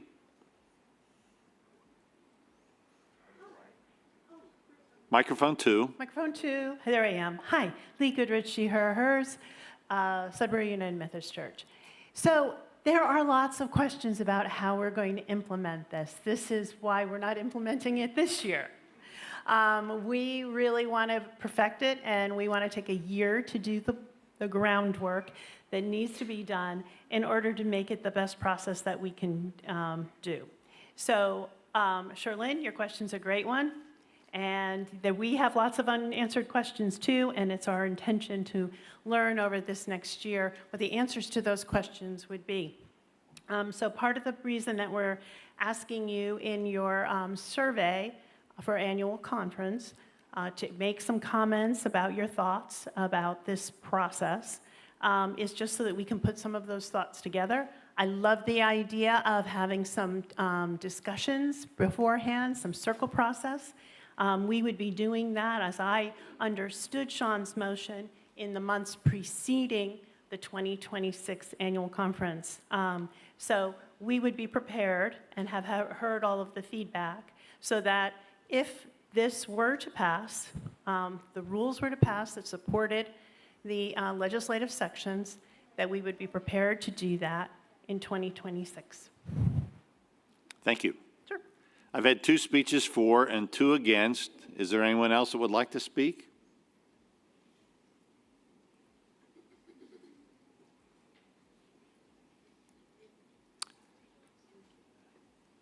Rick McKinley, microphone 3. Thank you, Bishop. Rick McKinley, Clergy.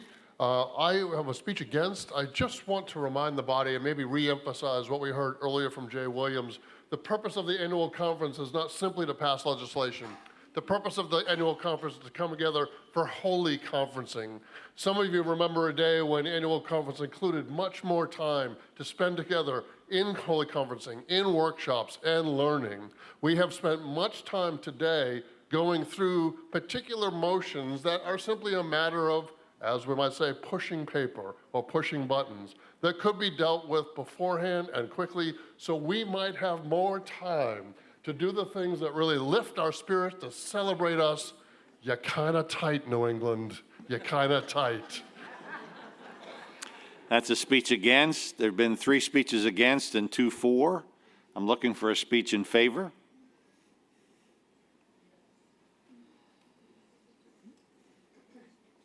All right, I'm not seeing any.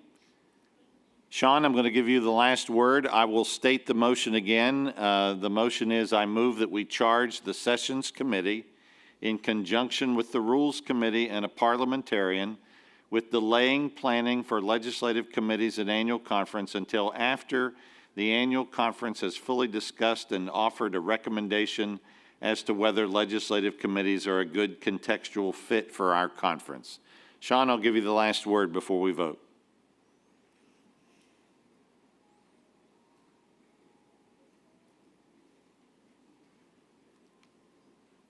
Yes, and I specifically mean, and included in my statement, that we'd have the circle process discussion at the 2026 annual conference session. That's so we include the most voices, including those who participate in a hybrid manner. And that recommendations not come forward until the 2027 annual conference. All right, thank you. Friends, if you have participated in multiple New England annual conferences over the years, you may have noticed that some of them went extraordinarily well, and others were, well, what I might call a hot mess. That just trying things doesn't always go well. In order to plan for the maximum amount of participation and effective use of time, for example, what happens if a legislative committee ends much later than the other 2? How do we ensure people aren't wasting their time? There's so many considerations. And the ones I can think of might not be the ones you can think of. Let's do deliberate planning. Maybe this is a great fit for our conference. I don't know. That's something for our body to discern together. There's no rush. Let's be methodical, good Methodists who do careful planning and discern the will of the body together. Thank you. Thank you. The motion is properly before us. If you'll take your device and load the ballot, please vote now.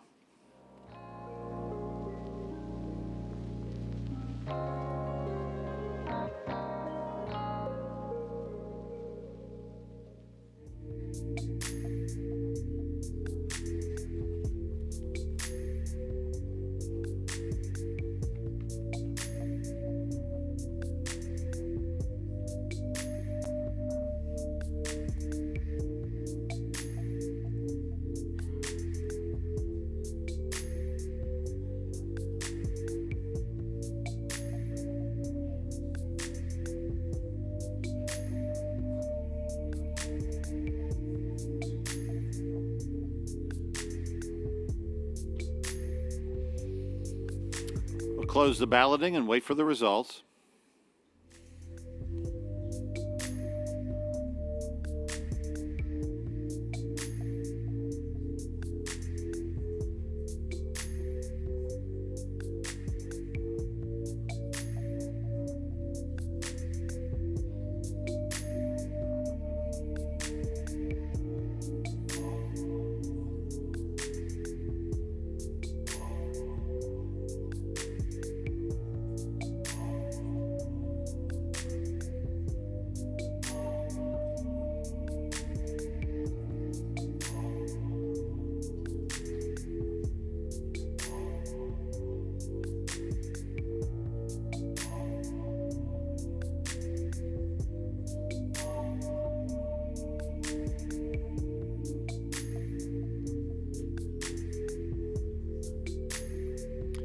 You've defeated the motion 263 to 110.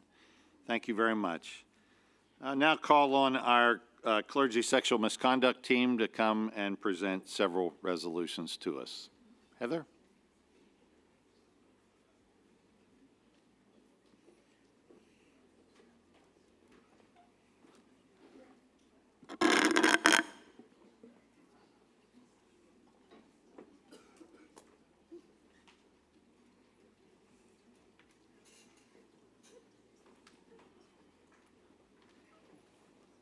Hey.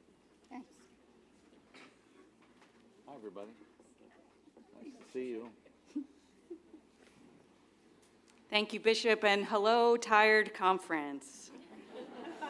My name is Heather Bales-Baker. My pronouns are she, her. I am clergy, and I serve alongside the people of the Arnold Mills United Methodist Church in Cumberland, Rhode Island, in the Seacoast District. I also serve as the coordinator of our conference sexual misconduct response and intervention team. You see here a few of our team members standing with me. We are a team that few want to call, and we are working with the fervent prayer that you will not need to call. But until that day, until sexual misconduct has been eradicated from the church, we need policies and procedures to prevent and respond to misconduct, its victim survivors, its perpetrators, and all who are harmed along the way with compassion, accountability, and healing. We bring before you two policies related to responding to and preventing sexual misconduct. Our conference sexual misconduct response and intervention team recommend renewal of both. We will take them one at a time. First, our lay sexual misconduct policy, which you will find on page 90 of your pre-conference materials. Originally adopted in 1997 and re-adopted in 2017, we recommend its continuance with modifications to the definition section and in point 6, lay charges subsection, in policy for handling lay misconduct complaints section. These changes are simply updating our policy to be in line with our current discipline. Our team recommends continuation of Appendix M in our policies and procedures, the 2025 lay sexual misconduct policy. RS 25206 is properly before us. Anyone wish to speak to it?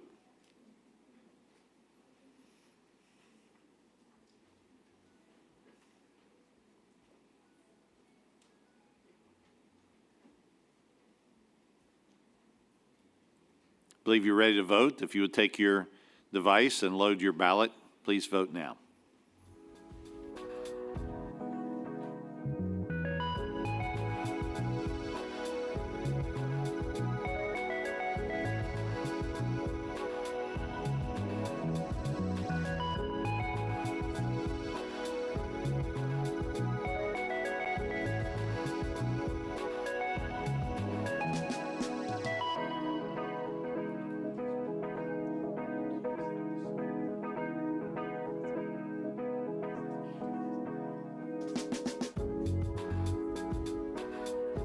Close the balloting and wait for our results.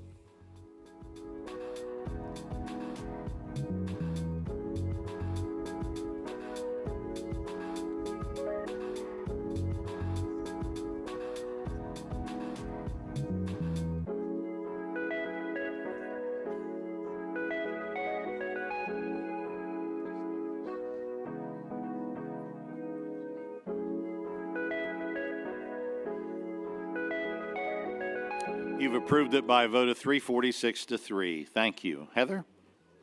Our second item is Resolution 25207, our Safe Sanctuaries Policies. It is found on page 91 of your pre-conference materials.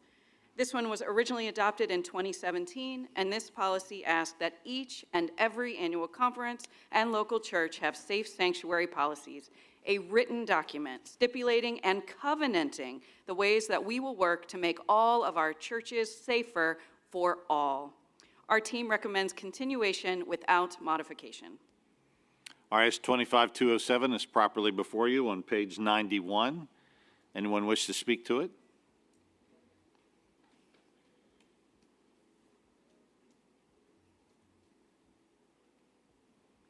Believe you're ready to vote. If you would take your device and press load ballot, please vote now.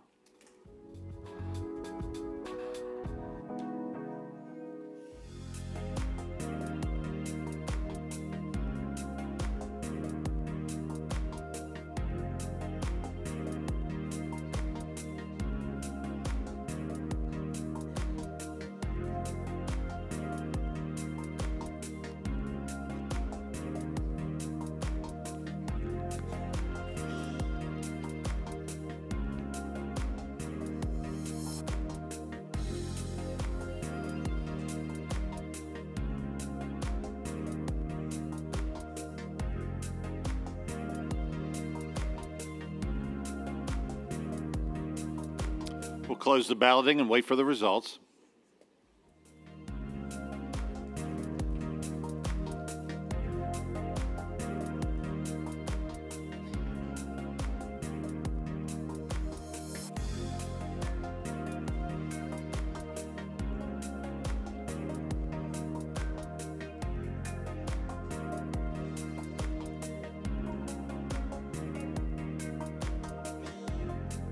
You've approved that with a vote of 361 to 1. Thank you very much. Thank you, Bishop. Let's thank our clergy sexual misconduct team for their hard and very, very good work. We appreciate you all very much. David Abbott has a question online. David?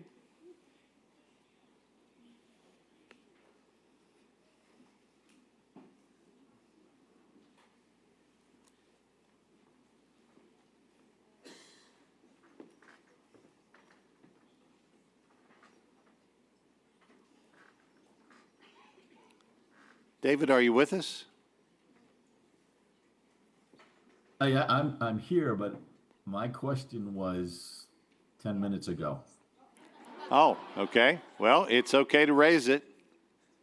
No, I'm all set. Thank you, sir. You're all set. Okay. All right. Thank you very much. Turn to Becca Gorell for a presentation on the Conference Commission on Queer People's Status. Becca? Good evening, annual conference. And Rebecca. Hi, Rebecca. That's right. This is the Rebecca moment. I am Becca Gorell. I am a white, queer clergy person, cisgender, middle-aged. I serve in the Green Mountain District alongside the people of the United Community Church of Morrisville. Good evening, Bishop Conference. My name is Rebecca Sanborn. My pronouns are she, her, and hers. Laity representing St. Luke's United Methodist Church in the Granite District. I'm also a member of the ad hoc team on queer people's status and a proud member of the queer community. We really got to get some WD-40, Work on folks. that. I am also a member of the Agenda Committee, as you may have figured out, and so I want to bring you a piece of good news, two pieces in fact. The first is that Rebecca and I are their last presenters of the evening. The second is that with the dispatching of these two resolutions, which we will now bring, we will be caught up in our legislative agenda. That's right, we will be exactly where we plan to be, having spent an hour longer in worship, which was powerful and a profound good use of our time. So we give thanks for that. Absolutely, we do. Bishop, I move Resolution 25-214, which can be found on page 98 of the pre-conference materials. Again, that's page 98 of the pre-conference materials, Resolution 214. RS 205, or RS 25-214 is properly before us. May I Becca, speak would to you- the- yes, please. May I speak to the context of this You sure can. resolution? Thank you. Friends, a year ago at our historic General Conference that we have celebrated and named at a few points today, the General Conference of the United Methodist Church took an important legislative step to remove harmful language and to work toward the full inclusion of all persons, regardless of sexuality and gender identity, in the life and ministry of the United Methodist Church. We're not supposed to clap in the midst of a presentation, so I understand we're holding the weight of that. We recognize, however, that passing legislation, as important as it can be, does not change hearts and minds and does not impact the day-to-day workings of the church. To build an inclusive church is not just to say we are an inclusive church. We have to build the relationships. We have to do the work. And so last year, in an instant motion, this body, the 2024 annual conference body, voted to create an ad hoc team to explore and put together a commission on queer people's status, or affectionately CQUIPS. Over the past year, this team has not only worked on this legislation, which will officially create this as a conference body, as a change to our policies and procedures, not our rules, our policies and procedures, but we've also already been working in solidarity with our LGBTQ+ siblings who are clergy and laity, and most importantly, it seems, candidates and applicants in our system. And so we are already at work as an unofficial body, and tonight we hope to make this policy change that is before you and create not the first now, but one of our Connection's first official commissions or bodies for LGBTQ status. Thank you. Thank you. It's properly before us. Would you like to speak to it?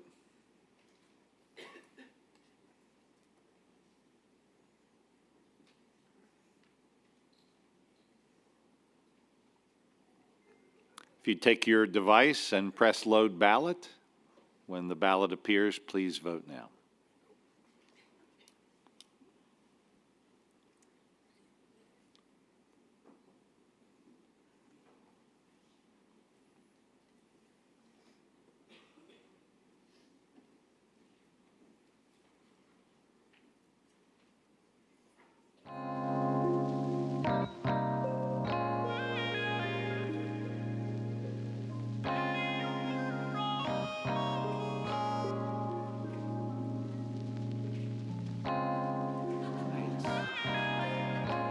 We have a movement going on the left-hand side of the room that I kind of like. Nice. That's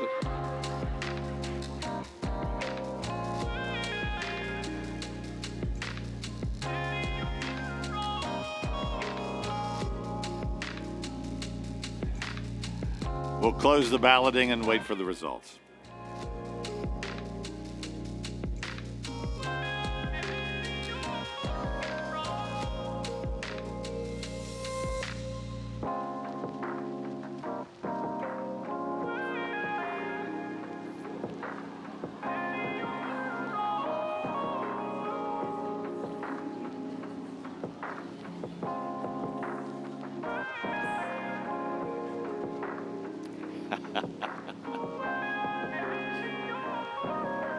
Friends, you've approved this resolution by a vote of 340 to 41.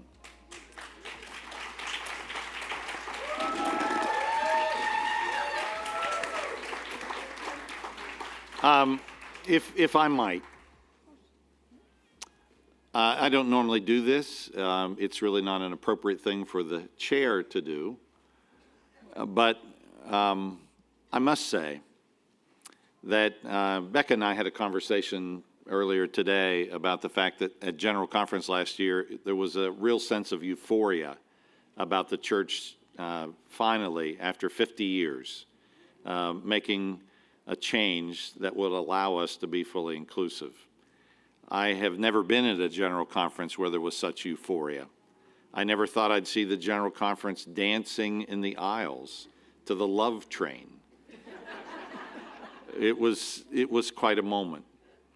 But as I said to Becca earlier today, I've been rather disappointed since General Conference because we passed something that we're not really backing up very well. And we spent a whole year. We talk about the utilization of time. We've wasted a whole year. One of the things that may have been a little short-sighted at General Conference was there was not a general commission on queer people's ministries put together.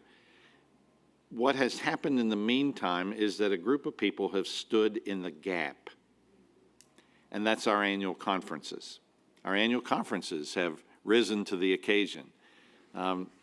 This is kind of a movement across the country to establish these annual conference commissions, and I would just say that one of the great joys of my life is that as I travel across the church, I can say to people that I am the bishop of the New England and the New York annual conferences who are not waiting, but moving and acting.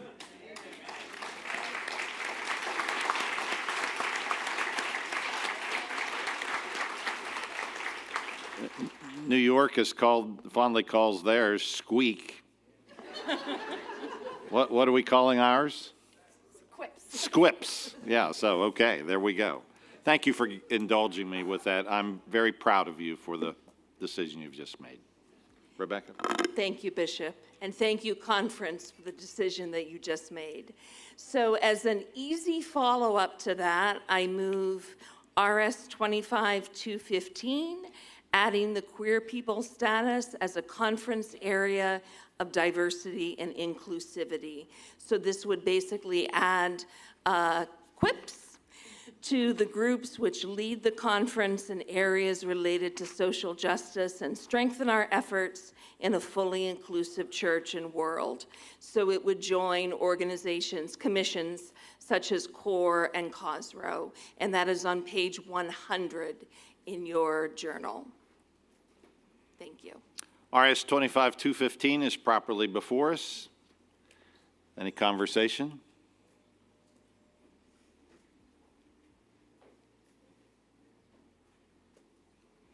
If you'll take your device and load your ballot, please vote now.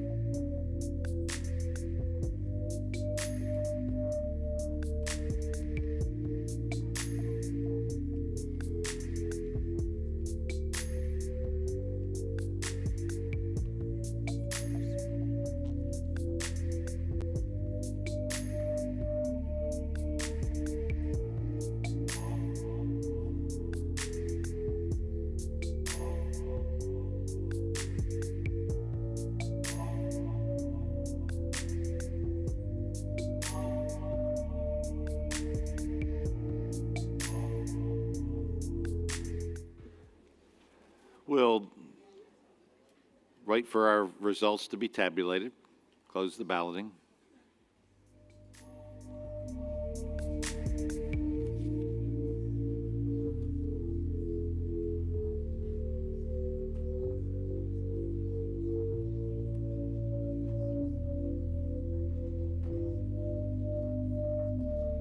You've approved this with a vote of 356 to 23. Thank you very much. Thanks to the two of you.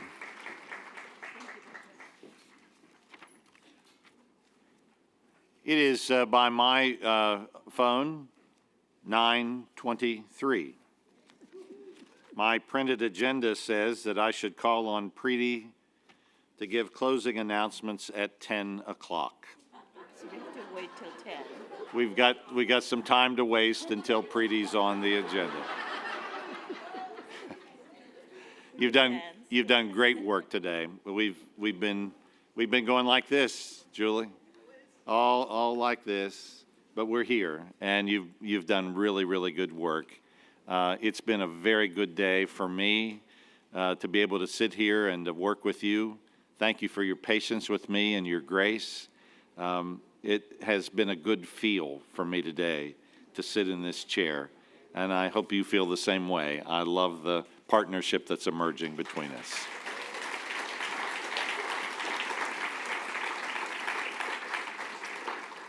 Preeti, you have announcements? Thank you, Bishop. I have one announcement, which is requesting folks to take the items that are on your tables back with you so that the staff that serves us is able to clean and refresh the space for our usage tomorrow. And tomorrow, we have an early morning as well, 7:15. Would you thank our conference secretary for her hard work?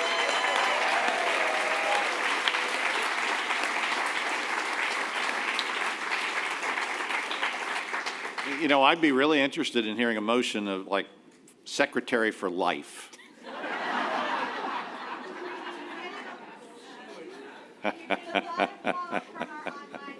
There you go. Absolutely.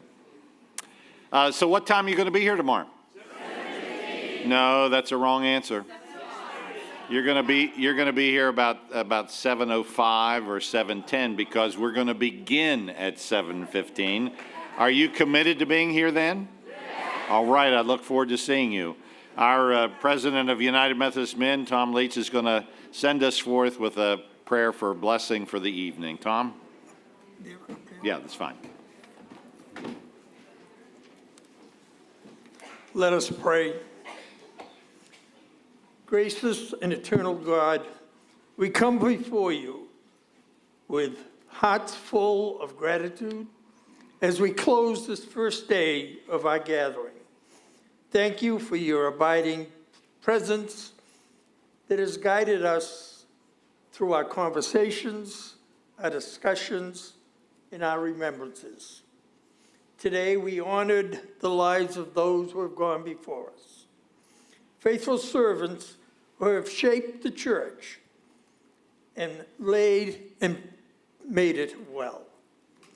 May their legacy continue to inspire, and may their memories be everlasting with us. As we engage in the work of discernment and liberation, we pray that your Spirit would continue to lead us in wisdom, patience, and unity. Help us to listen deeply to one another, to speak with grace, and to seek always the good of our church and the coming of his kingdom.